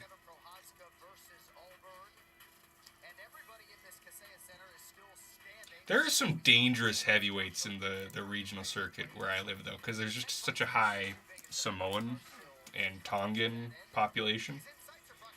So, like, the guys are pretty tough. Although this kind of, like, washed up bare knuckle fighter called Jerome Hatch just knocked out one of the up and coming pros in the area, so that was funny. Kind of sad. With 3 straight knockouts, Azamat Murzakanov is officially on the move, and here on the eve of his 37th birthday, he looks to move closer to a title shot by outclassing the UFC-tested Paulo Costa. Well, by night's end, barring the unforeseen, we will have a new UFC light heavyweight champion. Barring the unforeseen. It's happened before for 205.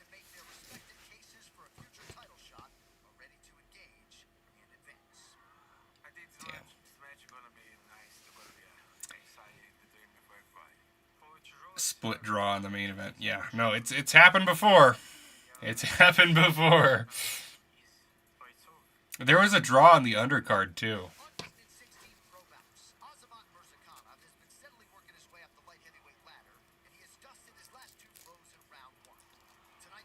Okay, yeah, Azamat's pretty dangerous. I'm curious how Paulo approaches this. Because Costa's last fight was against the freaking 185 Chase Hooper lookalike. What's that kid's name again? A former middleweight title challenger who went toe-to-toe with the best that division had to offer over the last 9 years. Costa makes the move up to light heavyweight on the heels of a strong win. Kopylov, that's right. Yeah, he fights Roman Kopylov. And the reason he did so well in that is because Kopylov was a lot faster, which, from what I'm seeing, this guy's pretty fast. I wish Joe would flip the switch on in his brain. I wish I would flip the switch on in my brain. I don't really know how to control that. What did Joe say that you didn't like? Obviously, he says a lot of stuff that's kind of iffy. But no, the reason he did so well in that fight is because Paulo just kind of planted, and Kopylov was just kind of bouncing into range like karate style, hands down. Costa was just kind of boom, boom. So I'm curious what his game plan is going to be for this one. Also, his hair transplant is not holding up too well. The hairline's holding up great, but he's clearly not on any sort of 5AR inhibitor because he's losing a lot of density up top. All his scoring talk. Yeah. Like, he just doesn't seem to be aware that they changed the scoring criteria in 2016. He's stuck in 2016 with everything related to MMA.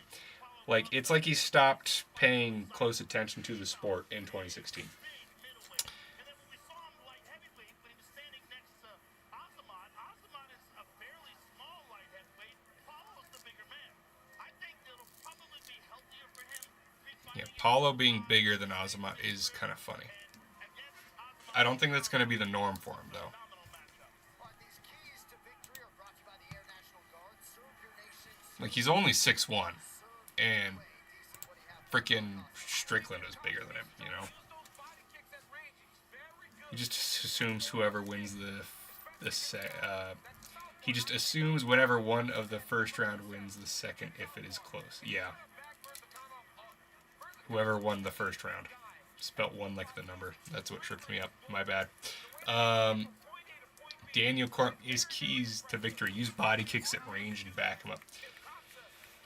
Yeah, that could work. I don't know. Costa does have very good kicks, I will say. He was a bodybuilder before he did MMA. It's very aesthetic.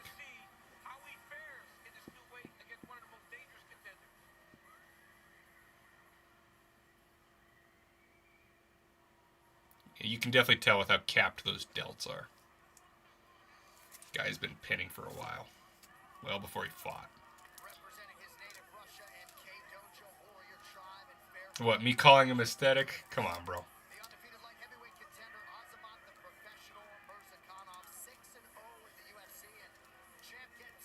Did you not see my last video? That was the gayest piece of content I've ever made.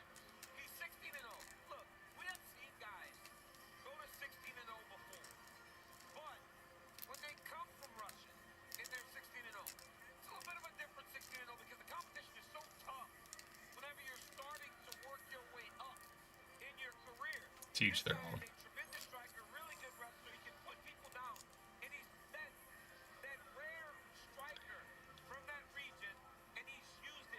(16-0) is actually, yes, impressive for a Russian fighter.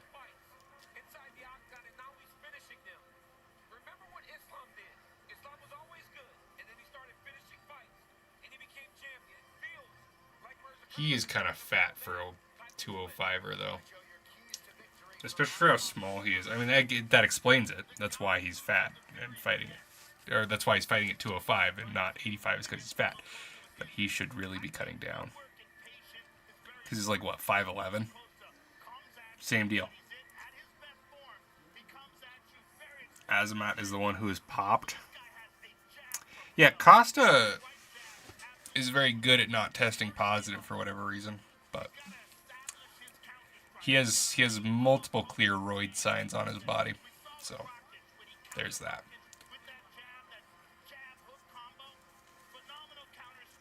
Which part of that might just be he doesn't take him anymore, but I don't know.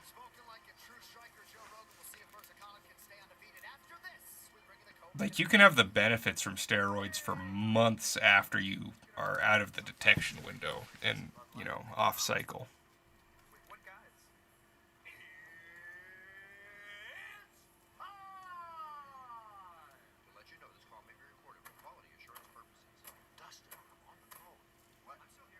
The secret juice is what clears the system, not the roid. Yeah. See, I always thought secret juice was steroids. I thought that was the joke, but...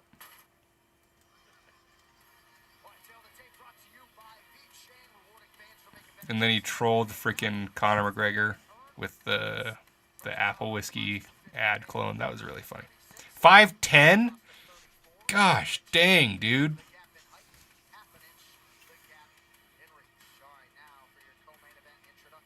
Like, he's got a wide frame. I'll give him that. But 5'10" is crazy. Like, he's shorter than lightweights.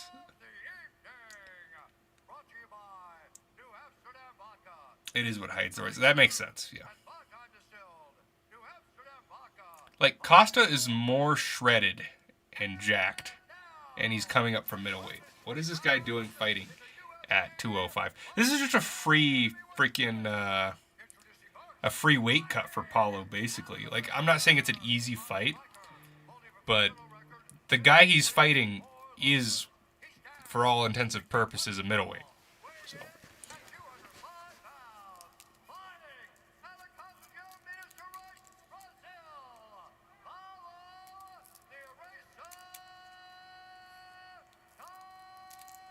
Also, if he loses this, like, what's next for Paulo? He's kind of cooked. So, really crossing my fingers for the guy. I like Paulo Costa a lot.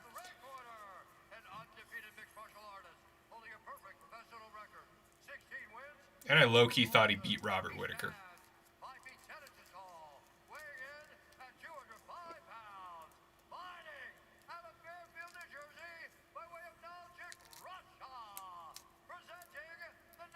Heavyweight. Yeah, good point. There's always heavyweight.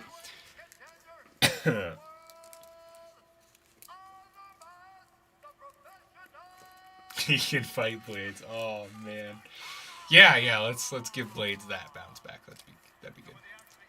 Let's give Blades MVP.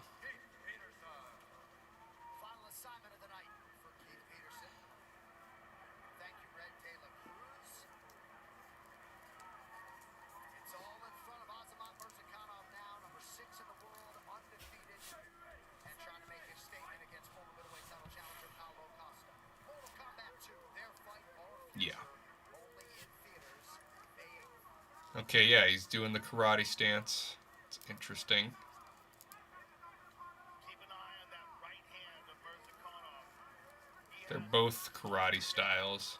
I haven't done any film study on Murzakanov whatsoever. Costa just threw a shin-to-shin leg kick. It wasn't even checked. It was like aimed at the shin. A lot of footwork from Murzakanov, constantly darting in and out.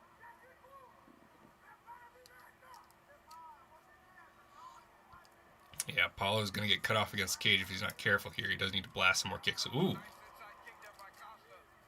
that was a very well-timed inside kick. Good sign for the Brazilian. 1 minute in. He's just twitching back so hard, and doing that behind the black line is what's scary. Now that jab may be a little bit more difficult to do, but when you're throwing it against He's clearly concerned about getting countered, which is, is able to win the foot battle, I mean, he did his film study, I suppose. it becomes the backhand that This guy's fast, Murzakanov. Costa lands that inside low kick again. It's probably part of why he fights at 205. Is he probably has a really good speed advantage at 205. Costa's very jumpy, but in that, he's got Murzakanov waiting a little bit. He's just too short, you know? Nice head kick. Goes to back like this. Nice body kick there, too. That's that body kick we're talking about on the wall. Yeah, those kicks, that's going to be a useful tool for Paulo. He just can't get caught on the inside. And he's having his hands down every time he closes the distance. Like, he'll kind of, like, do this. That's not quite enough, you know? He's at least moving. Coming after him. Again, 3 hard inside low kicks that will take away the wheels of Azamat.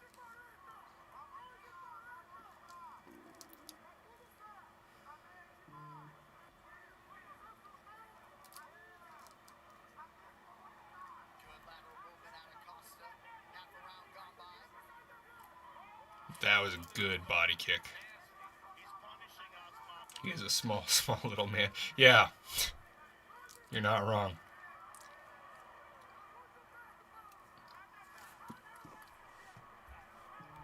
Keith Peterson did not appear to see the eye poke, but giving Murzakanov the benefit of the doubt.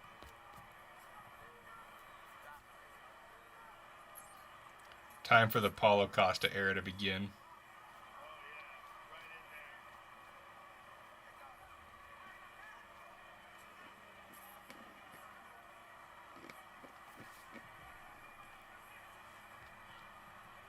That's kind of wild. Paulo smiled at him after he thumbed him.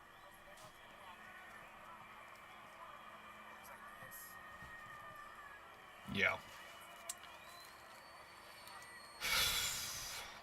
This is good for Costa, honestly.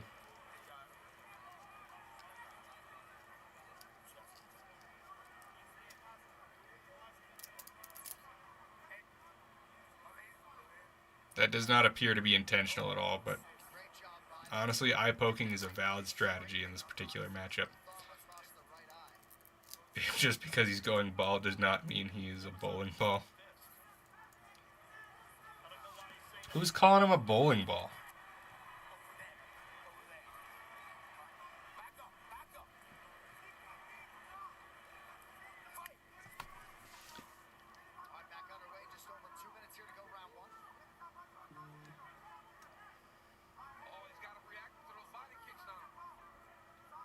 Fair enough.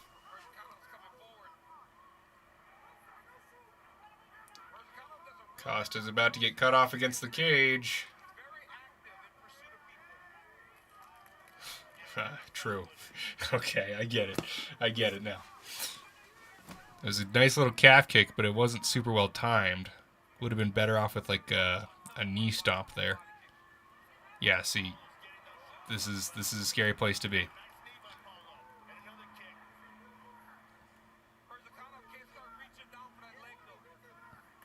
Oh, nice right hand by Costa. It is time for the Paulo Costa reign to begin. Honestly, I'm pretty excited because his come up was insane. Obviously, did not work super well against Izzy because his boxing kind of sucks.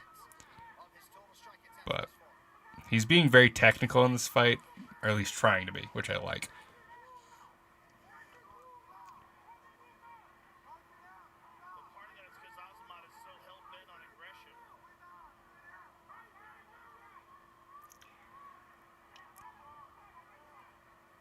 Ooh.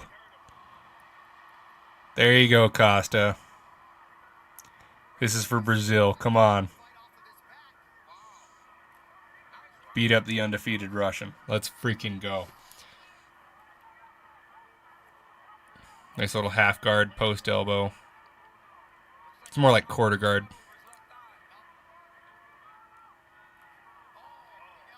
No real attempt to pass. Probably because of that, because once you do, you give him space to work. Oh, that uppercut got him. Good defense from Costa. Let's throw another overhand. Or a head kick. That's actually probably smarter.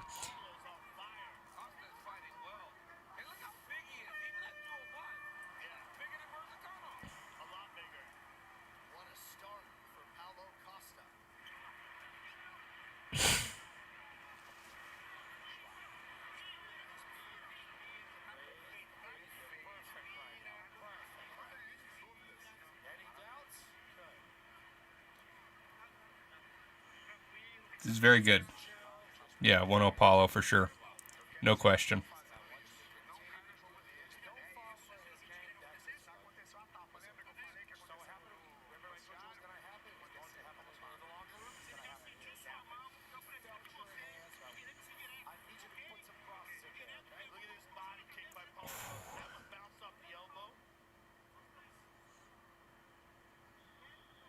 There you go. He throws with the foot, too. Which I think a lot of people are afraid to hit with the foot. I think it can work.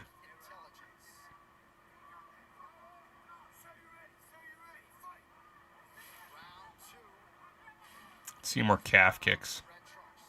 Throw a little switch, like shot, just like that, the chasse calf kick. Ugh. These braces are hell, I won't lie.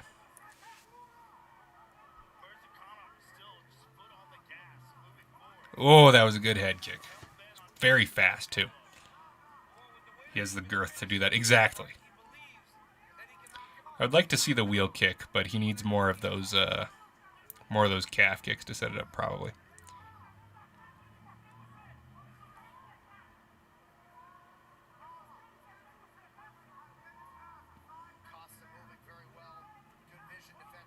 Yeah.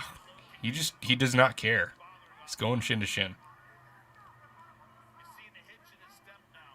Like, there's no such thing as an inside calf kick, you know? You're just kicking the shin.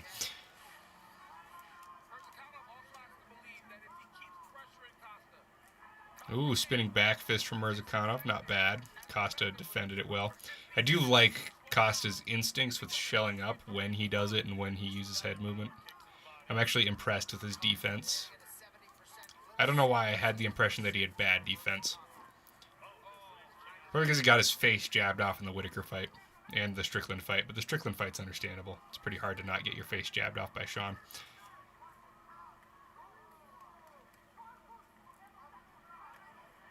Costa eats a body shot up against the fence. There's another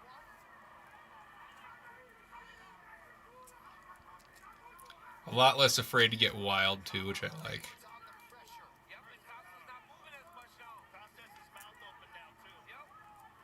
Nice head kick. Slowing down. That might be what Ozmon's waiting for. Another kick to the body.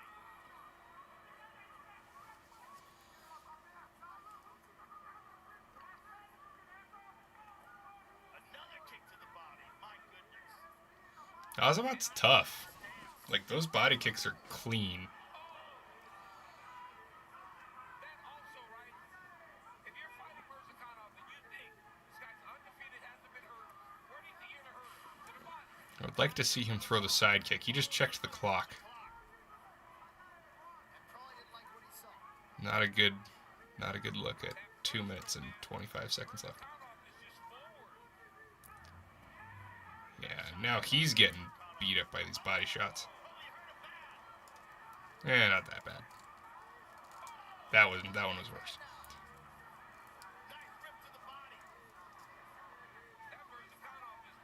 He is out. Tough is not a compliment. Is he actually out? Mine says live. And he's still up.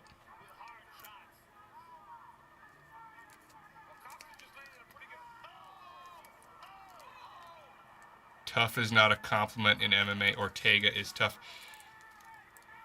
Yes, but when I say tough, like, he's eating these body shots and not reacting to them. Ortega is tough in that he, like, walks through, like, very visible, bloody, getting his face destroyed, you know?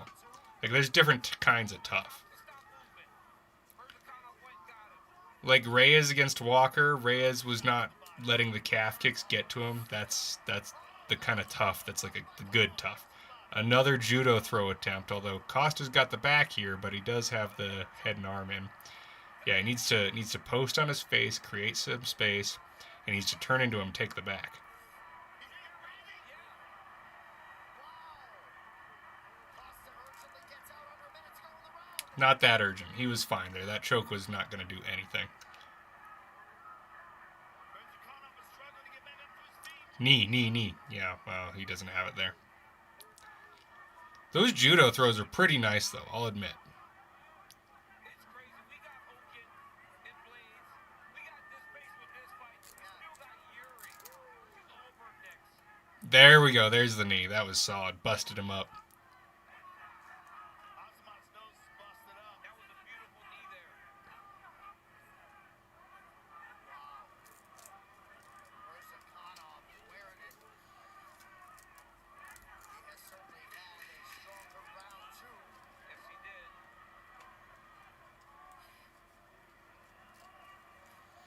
You just gotta wait out the time here.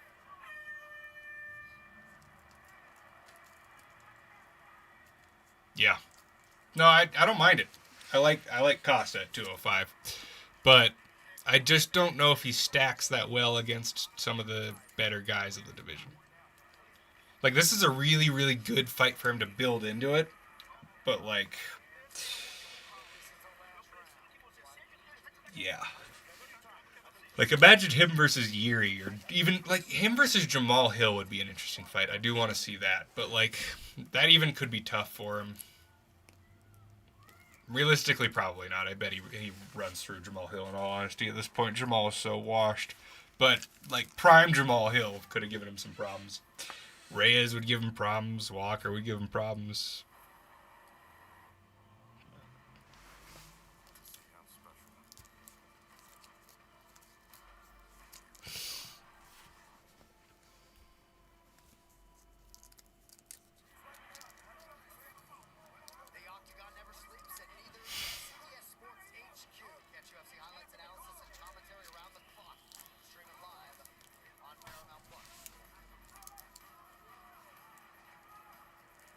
but he's not Jiri. Whitaker too. The Costa Whitaker rematch? Oh yeah, because Whitaker's up at 205 now, isn't he? Or says he wants to move up. So yeah, that's the perfect time for that rematch. That spinning wheel kick he caught him with was so clean. Like, I thought Costa won that fight. Yeah, freaking hurt Mirzakhanov too. Costa's good. Like, there you go. Costa has been underrated ever since his Izzy loss. And the Strickland loss, like, while I predicted Strickland would win that, like, a lot of people don't appreciate, or didn't appreciate, because of how lackluster the performance seemed. A lot of people didn't appreciate the issues Costa was having to deal with in that fight. He's standing now. And that's because he's had to wrestle a lot tonight, too. Not at the wrestle defend, and he's been taking damage. Also, I don't like the way he's holding his left arm. Oh, there you go. I think his left arm is hurt. Yeah. From blocking that kick. Yeah, most likely that is correct, Joe. I do believe his left arm is probably hurt. Yeah, did you see that? Kind of held it behind his back. Nice job, ref. There you go. That was good.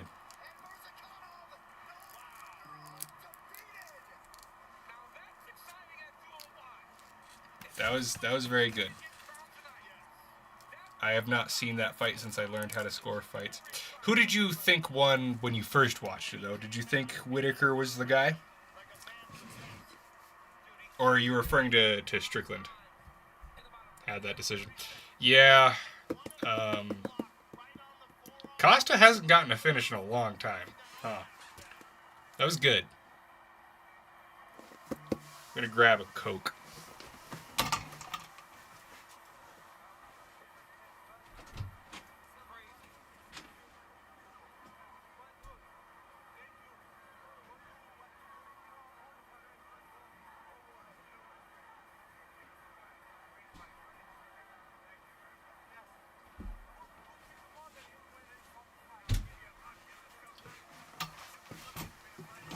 Whitaker, I don't remember who I thought won. Yeah, I mean, it was close. It was split, I believe.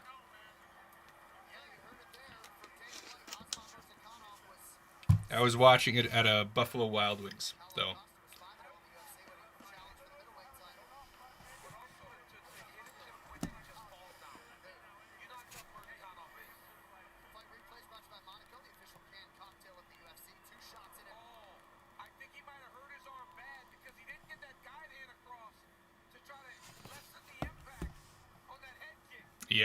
Yeah, that arm was messed up. Yeah.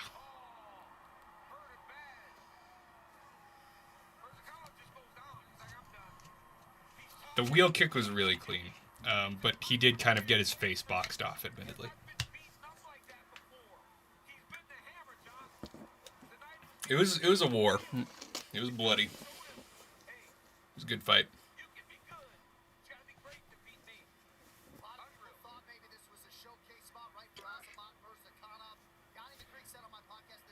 No longer undefeated.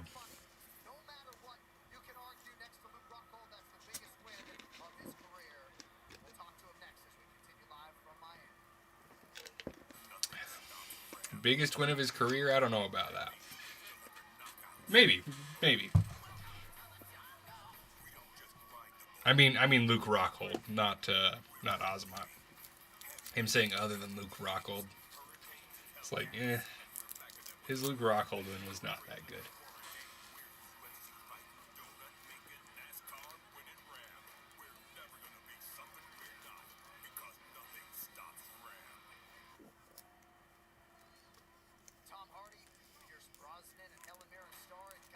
I don't know why so many of these people fight MMA and don't know how to kick.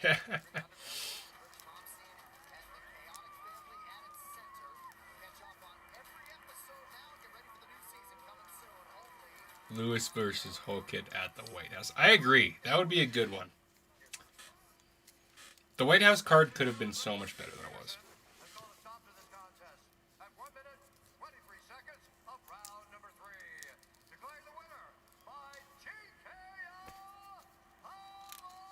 Yeah, I'm happy for him. I'm happy for my boy. I've got a soft spot for the Brazilians too. Trump wants it. You know he does. Yeah, that's a very good point.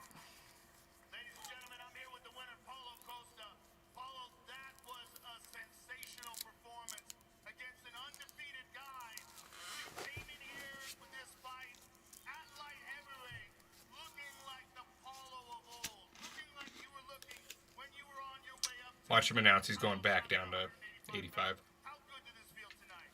Oh, Joe, this is unbelievable good. Put some respect on my name. Well, Paulo, with the light heavyweight title on the line in the next fight, this was a huge showcase for you tonight. You looked absolutely sensational. Thank you. Yes, look, I'm part of Someone's calling it an early stoppage. and look, No way was that early. President Donald Trump and fight. Yes, he deserves. And fighting in front of a great leader like this is an honor. And I would say thank you very much, Hans Campbell. You're amazing. Dana White, Mick Manner. I asked many men for this. That's you saying it's an early stoppage? Mick, please put me to fight that on the fifth Russia, the little fat one. He said yes, okay, I'm gonna try. And the next day. That is you saying it's an early stoppage. What the hell? Fight him, I say, whoa, that's a fight that I want. You know, I want to fight the best in the world, not only beginners. That's why I'm here. I work a lot, my whole team behind me. Cut Reyes. That's insane. Most important, Hoykett versus Derek Lewis has been added to the White House card. Look at that. I'm a man of faith, I'm a man of family, and I'm hard worker.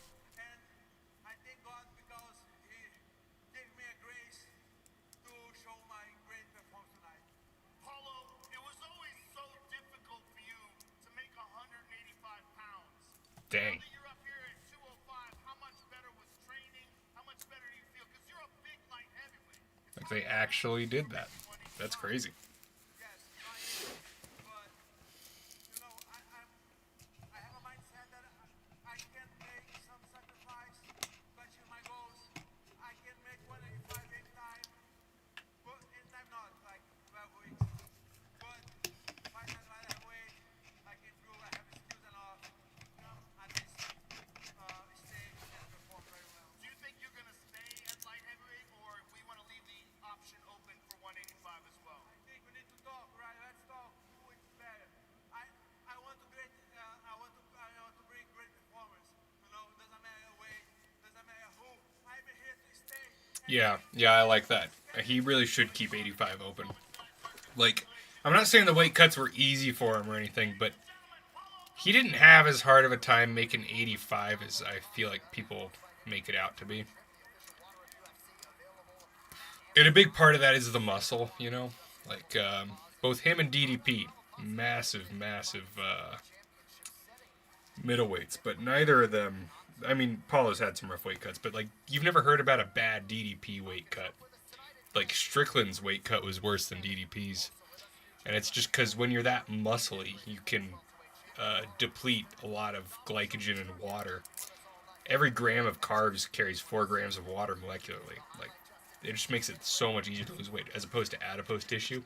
If you're trying to dehydrate your fat cells, you're going to hate your life. Donald Trump alongside Dana White had to enjoy that acknowledgement from Paulo Costa. And other than your fat cells, what are you left with? It's like organs, bone. Like, you can't dehydrate that in a healthy way. That's why it's the scrawny guys and the fat guys who have bad weight cuts. At International Fight Week, July 11th in Las Vegas. Heavyweight got exciting tonight. With Gable getting into the UFC now, that is absolutely huge. That guy is my #1 prospect in the heavyweight. 3 grams. You're right. My bad. He is a tremendous athlete. They signed Gable officially. That's Like a cat.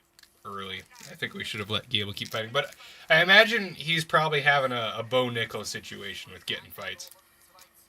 Boosted same-game parlay brought to you by Bet365, the official sports betting partner of UFC. Winning is everything. We have boosted this from +300 to +400. You need Carlos Ulberg to win as a slight underdog. You need him to land at least 50 significant strikes and even the finish.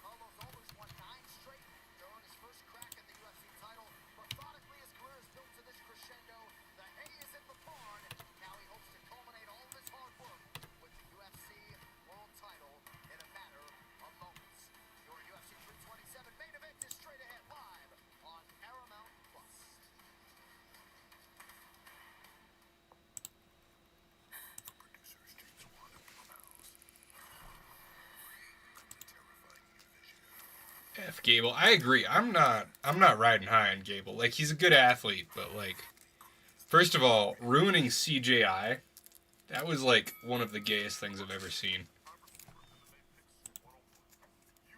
And like that alone is enough for me to just be like F Gable, you know. Like, I was excited for him versus Craig.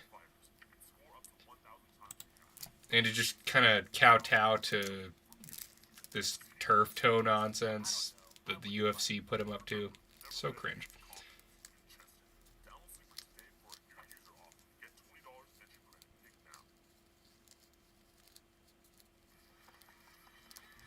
We are here in Miami, Florida, USA. You'll understand why we're laughing in a moment. It's UFC 327 Prochazka versus Ulberg. Championship main event is now. Honestly, that probably wouldn't have been a good move for Gable's career to take that against the betting ads are awful. They really are. So, Derek Lewis, the Black Beast, right? And the rape stuff, they had to change a law for him. Change a law? Like a rule or an actual, like, on the books law? What do you... I'm not familiar with how that controversy happened.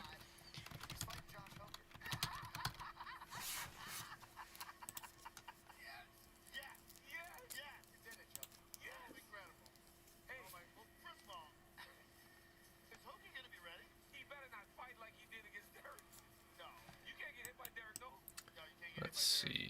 Controversy.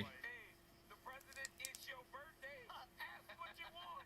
You shall receive. It's his birthday, right? Give him this fight. Wow. So we're 17. Go ahead, hinted that we might get a seventh fight, and it will be Derek Lewis and John. He signed with the Buffalo Bills. They had to close a loophole in the law. I see. Interesting. A lot faster when he sees the size of that check. It's gonna be better than any of those practice squad checks in the NFL. And Osman Mirzakanov, by the way, was stretchered out of here, so we will update you on the left arm and Let's see. get updates. But now, live from Kaseya Center here in Miami, Florida, it is time for the main event for UFC 327. Prochazka Damn. versus Ulberg. UFC 327 is presented to you. Him and his teammate were arrested.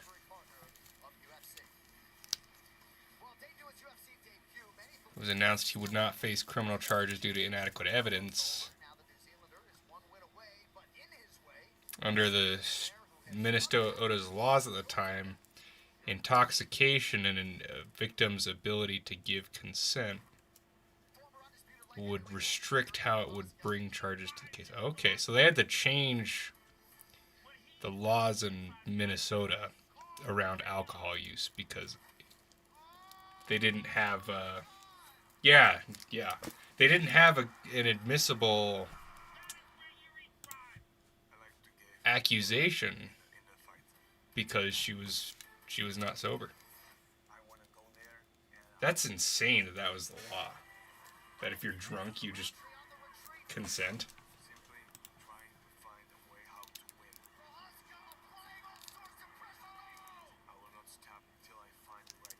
Oh, no. That's not what it is. It's that you're not considered mentally incapacitated if you've consumed the alcohol or drugs voluntarily. So, if you drank yourself to a point where you couldn't consent,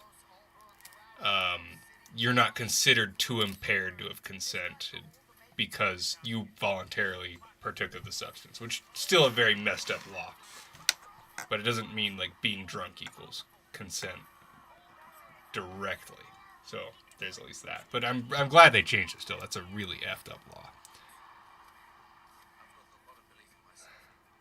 Yeah, they repealed that law, so that at least that's good that they fixed that after they had a case where it came up, but like damn.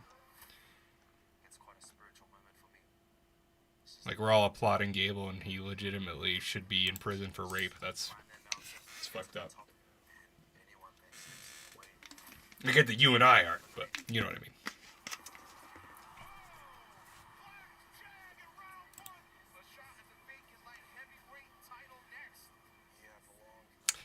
Why did the Bills sign him?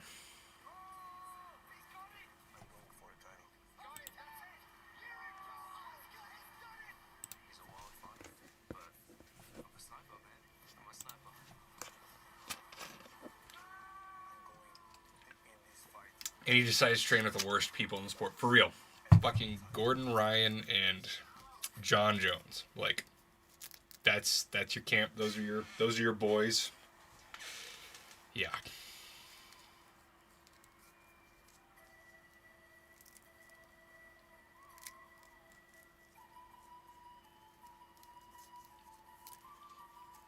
You know, I used to think the Maori stuff was cool, but it's kind of losing its appeal.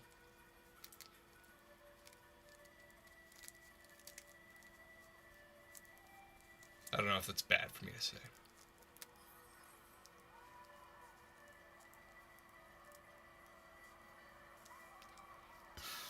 No, Shay's streaming now. If Jiri doesn't win by KO, I'm losing the house. He had to one-up my stream title.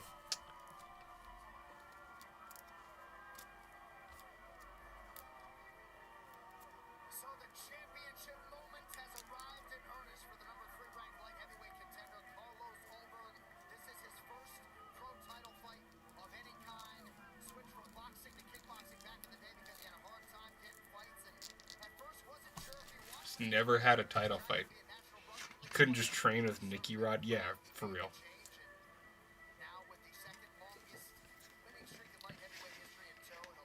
Like, what do you even get out of training with Gordon Ryan post-retirement, you know? I guess Cravar is benefiting a lot from training with Gordon Ryan. I think Shay intentionally messes up his microphone at the start of every stream to generate, like, to generate engagement. To get his whole chat spamming, your mic's messed up, because the algorithm is going to give you a boost if you have that engagement spike. Shay does a lot of engagement farm things that I think are very smart, and he kind of sandbags it. It's his wife or his Wi-Fi? Do you mean Wi-Fi? It could be his Wi-Fi, but I don't think Shay is married.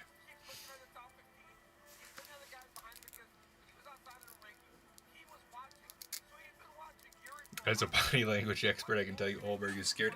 I agree, actually. Oh, he did a little cartwheel, though. That's nice. A little flying knee.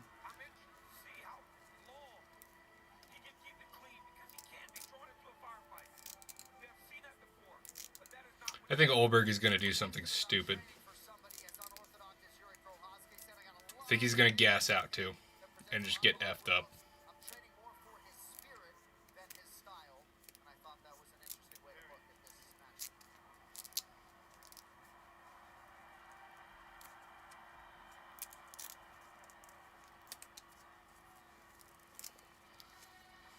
Alright, let's get this one done quick.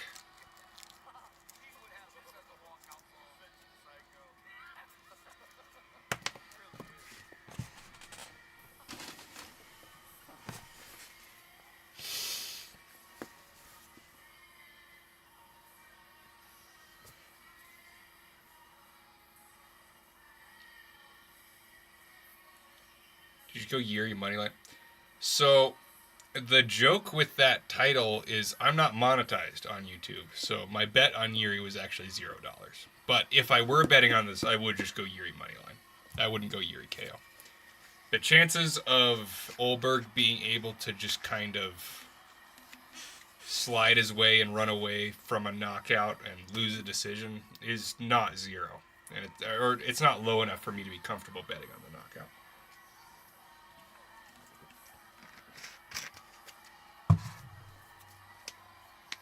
And I don't think the betting odds of the knockout are even that good. This is better than This Is How Legends Are Made. Yeah.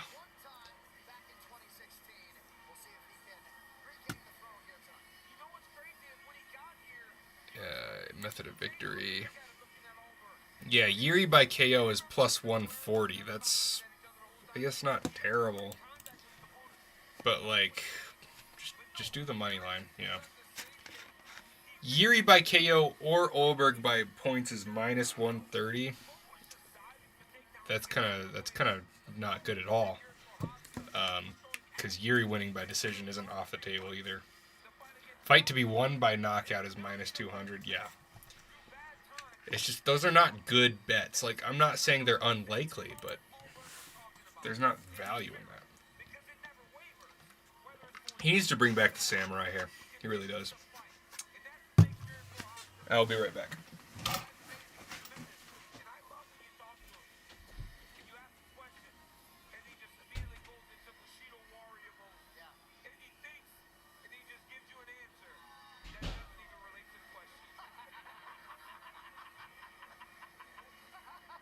It's so true. I mean, he's such a psycho and a really unique one-of-one. I mean, if you think of all the different styles in MMA, all the different characters, all the different people that put it together, no one puts it together quite like this guy. And that spirit that Carlos has trained for and that DC just talked about, that is a gigantic factor because this man will not be deterred. He will find a way. His conditioning is supreme. His power is unquestionable, and his confidence can't be broken. And just if you thought he might need an extra bit of motivation, his first daughter will be born any day now. Jiri Prochazka, Carlos Ulberg for the light heavyweight title next. That swordfish won me the tournament. I once had an 8-leg parlay. An octopus, if you will. It came down to a game in Indiana. I heard the team's plane got in super late the night before, so I figured I'd use my Bet365 sign-up bonus to hammer the under. Did you win? Well, just say the next round of omelets. Like the bald haircut, yeah. I mean, he looks good with the buzz. Don't get me wrong. But the samurai was, it was iconic. Ulberg is nervous. He's running laps around the octagon after Jiri walked out as the blue corner. Like, that's a sign of nervousness. But it is the former champion Prochazka. Calling out your main event introductions. Here is Bruce Buffer. Ladies and gentlemen, this is the main event of the evening. Sanctioned by the You have the same samurai haircut or the buzz cut? I presume buzz cut. And when the action begins, our referee in charge of the octagon, Mark Goddard. This championship bout is brought to you by Mortal Kombat 2. Their fight, our future, only in theaters May 8th.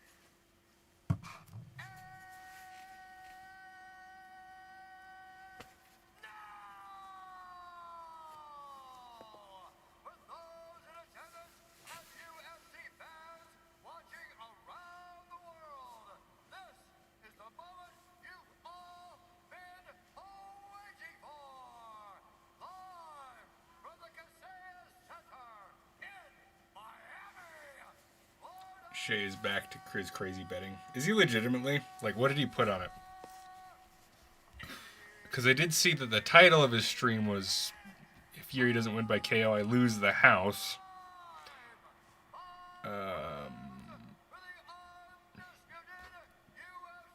I'm just going to assume he did that to one-up my stream title, even though that's definitely not the case.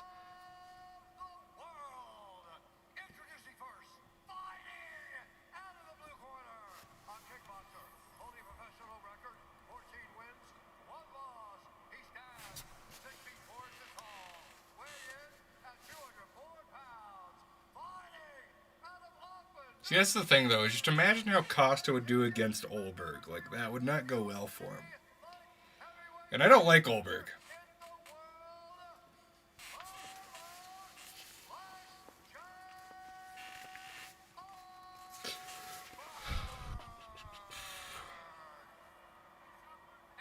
now, introducing his opponent, fighting out of the red corner, a mixed martial artist holding professional record, 31 wins, 5 losses, 1 draw. He stands 6 feet 3 inches tall, weighing in at 200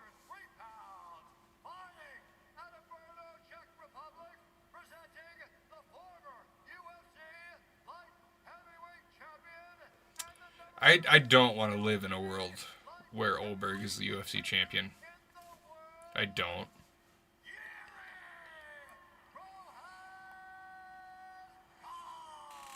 Jiri beats everyone but Alex, though, so come on. Okay, gentlemen, you understand the rules you find. And this to be all time to keep yourself protected. But I'll tell you to start. If you want to stop doing that, God bless. So Alex Pereira's He's so reckless, which works in his favor, but it's scary. Like, he doesn't game plan, obviously. He just kind of fights on instinct, which can work. It works for him a lot of the time, but it's gotten him hurt a lot too.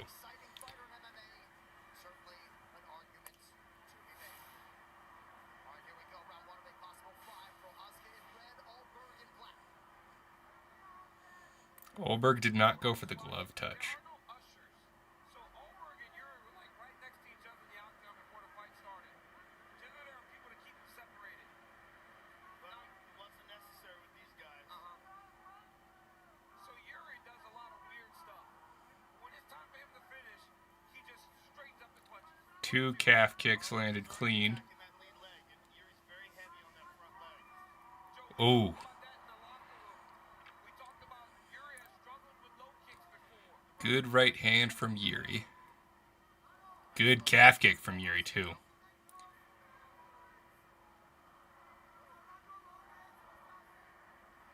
City kickbox very feint heavy, Jim. Something Ulberg has tried to master over the years. Let's see some more kicks from Jiri. Something about those. They're already wobbling him. You know, most people, whenever they take too many calf kicks, they start trying to switch stances and everything. Jiri just starts pursuing you recklessly, and most guys can't stay with him. That is actually something that's not incorrect that Daniel just said, which is crazy because he doesn't do film study, but it's true. When you start accumulating calf kicks on Jiri, he just gets more reckless. Which is honestly probably what Ulberg wants, but it does work in Yuri's favor normally. He's already attacking that leg. He's going to get Jiri to run in. You see the way he's waving that left hand around? He's trying to catch him with that check hook on the way in. Yeah. Oh, he hurt his. It looked like he hurt himself. His knee. Oh, He hurt his knee or something. yeah. Yeah, his leg's cooked. The ACL popped, maybe. I don't know if it's the calf. Like, it could be the calf, but that's 3 calf kicks and he's already like that. Yeah. Like, It's buckled. There's something wrong with it. Jiri's gonna stand and fight. Stand there. Stand there. Let's fight. Ulberg really letting it go. this is interesting. Jiri wants a real fight. We were just able to see the injury to the right knee in our isolation monitor. We'll get that to you in time. But some adversity for Carlos Ulberg early. Now, we have seen people deal with stuff like this before. Remember Henry Cejudo in the drop foot? Yeah, but this is different. I think his knee is blown out. That was temporary. Yeah, well, the ankle, eventually he worked through it. Now, TJ Dillashaw beat Corey Sandhagen after he popped his knee, but let's see this. In the replay. Ooh. Oh, yeah. His right hand against the his right leg can't even stand. That is so unfortunate, actually. He's a fighter, man. Like, that really sucks. That's so unfortunate.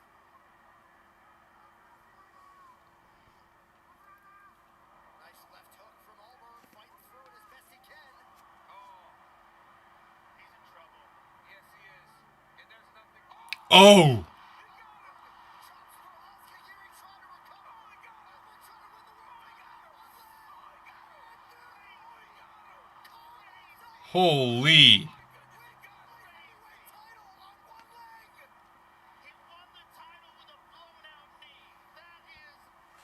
Robbery is one way to put it. More just Jiri not pushing the advantage and just kind of standing there with his hands down, which was stupid. You got to be freaking kidding me.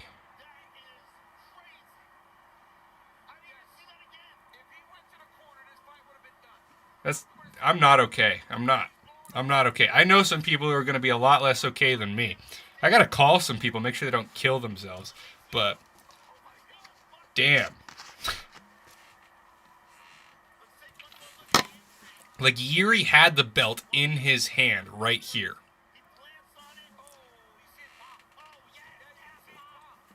And I was saying it sucks because I was literally going to say, oh, Corey fight was a robbery?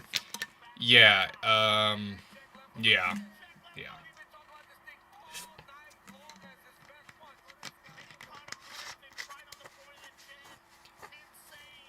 Jiri, you're so dumb.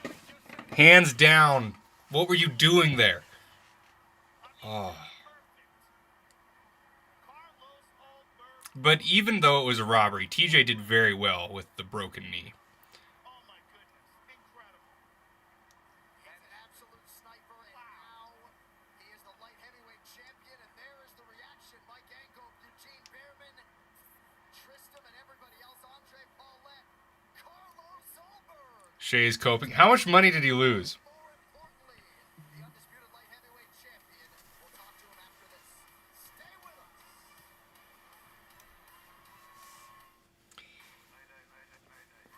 It's Jiri didn't want to exploit an injured Carlos. That's what it was. That's why he was pointing down. He was like, "Let's freaking throw," because he didn't want his victory to be like because of the broken leg.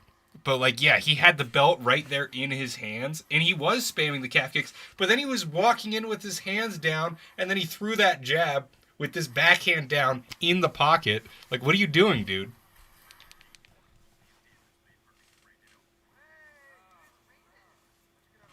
Some guys said they knew for a case of Bud Light. Oh. Wait, what guys?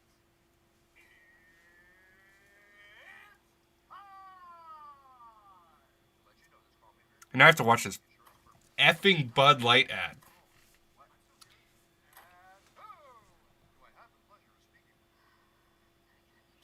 Anything for Bud Light, the official beer sponsor of the UFC. Already put it, Tony. Lot to talk about on the UFC. Yeah, no, I don't. I don't know why Jiri did that. That was very stupid of him. Event they got you covered immediately following our wrap-up here. To make That's what he does. That's what he does. Ladies and gentlemen, It's how he fights. He fights like an idiot. call a stop to this contest at 3 minutes, 45 seconds of the very first round. Declare the winner by knockout and new That's disgusting. That's disgusting. That's legitimately disgusting. My day, yeah, my day is ruined too. No, this is like literally, like it's not as bad as watching Charles get knocked out, but it's bad. Okay, that's John Jones's old strap. You know, that's Alex Pereira's old belt. Alex needs to go back down to freaking avenge Jiri. and new light heavyweight champion of the world, Carlos Ulberg. Carlos, first of all, what a crazy moment. Something blew out in your leg. What exactly was it? It was my knee. I blew out my knee, but I mean, I never ever counted myself out. I knew that. Yeah, I don't think Shay. Gosh, I keep I knew that. slurring that. I don't think Shay actually put real money on this. He's going, but I gotta sort this knee out. So, but we're champion. You got champion with one knee. I mean, it was such an incredible moment because we were calling, like, we were seeing that you were having a hard time planting on it. You threw that kick and fell down, but then you found the perfect left hook. That's what it's about. It's about getting those moments. As per usual, yeah. He's been known to lie. We found that one kill shot, and he said you could hunt me, but you can't hit, can't hunt, but you can't kill. Take a look at it, Carlos. Take a look at the big screen.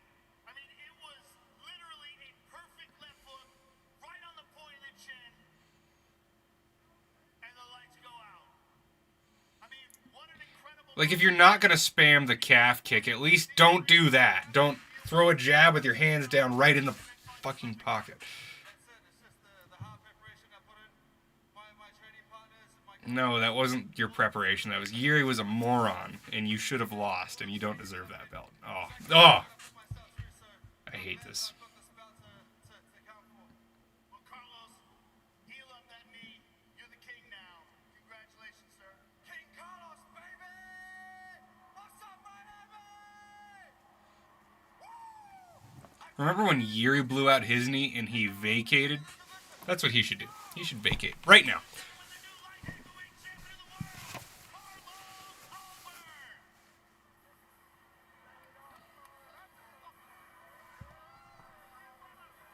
This is why I do not bet. Yeah, I'm glad I actually don't make money from YouTube so that I couldn't bet on this in this particular instance. Ladies and gentlemen, I'm here with Jiri Prochazka. Jiri, it seems like you were aware that his knee was blown out and you kind of backed off a little bit. Is that the case? It was his shoulder. Fuck. Happened. And I was true.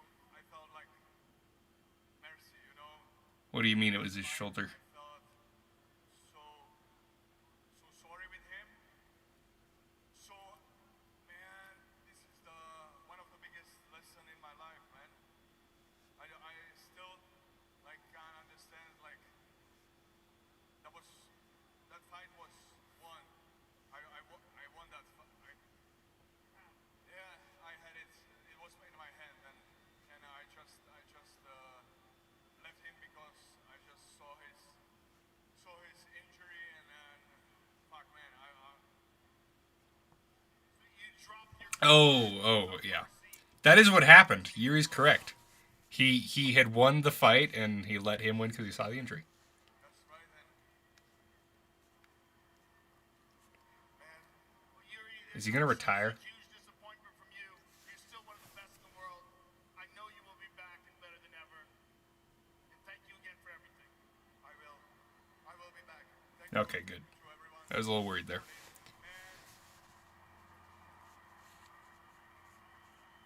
Life is about that. Learn. Joe saved his career right there. He's all emotional. He might have just retired right there. Support. I very appreciate it. And sorry for tonight. Love you all. Ladies and gentlemen, Jiri Prochazka. The fight game is absolutely crazy. Thrill on one side, agony on the other. Got a feel for Jiri Prochazka. Falls to 1-3 in UFC title fights. But the story tonight is Carlos Ulberg celebrating world championship there with Kevin Ayers. Rematch right now. Right now with his broken knee rematch. Like, what the hell? And celebrating.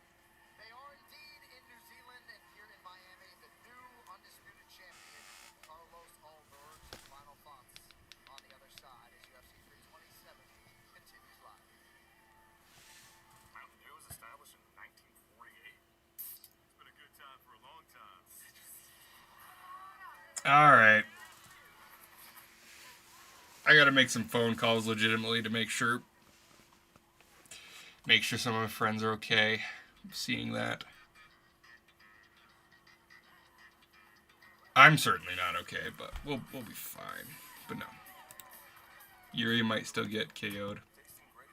In a rematch? Oh, certainly. Like, we knew it was a possibility going into this one, but like, Follow, but we will do our best next Saturday at UFC Fight Night Burns versus Malak live from Winnipeg, Manitoba. like what the hell? Like, that was worst case scenario for this fight. Like, I was so excited. We were all so excited for this title fight, and that was like probably the worst way it could have played out. That was worse than if he had just won because of the knee injury, and it was like a Tom Aspinall, Curtis Blades type deal. A night we will not soon forget inside Kaseya Center. Gosh. To Miami to wrap things up after this.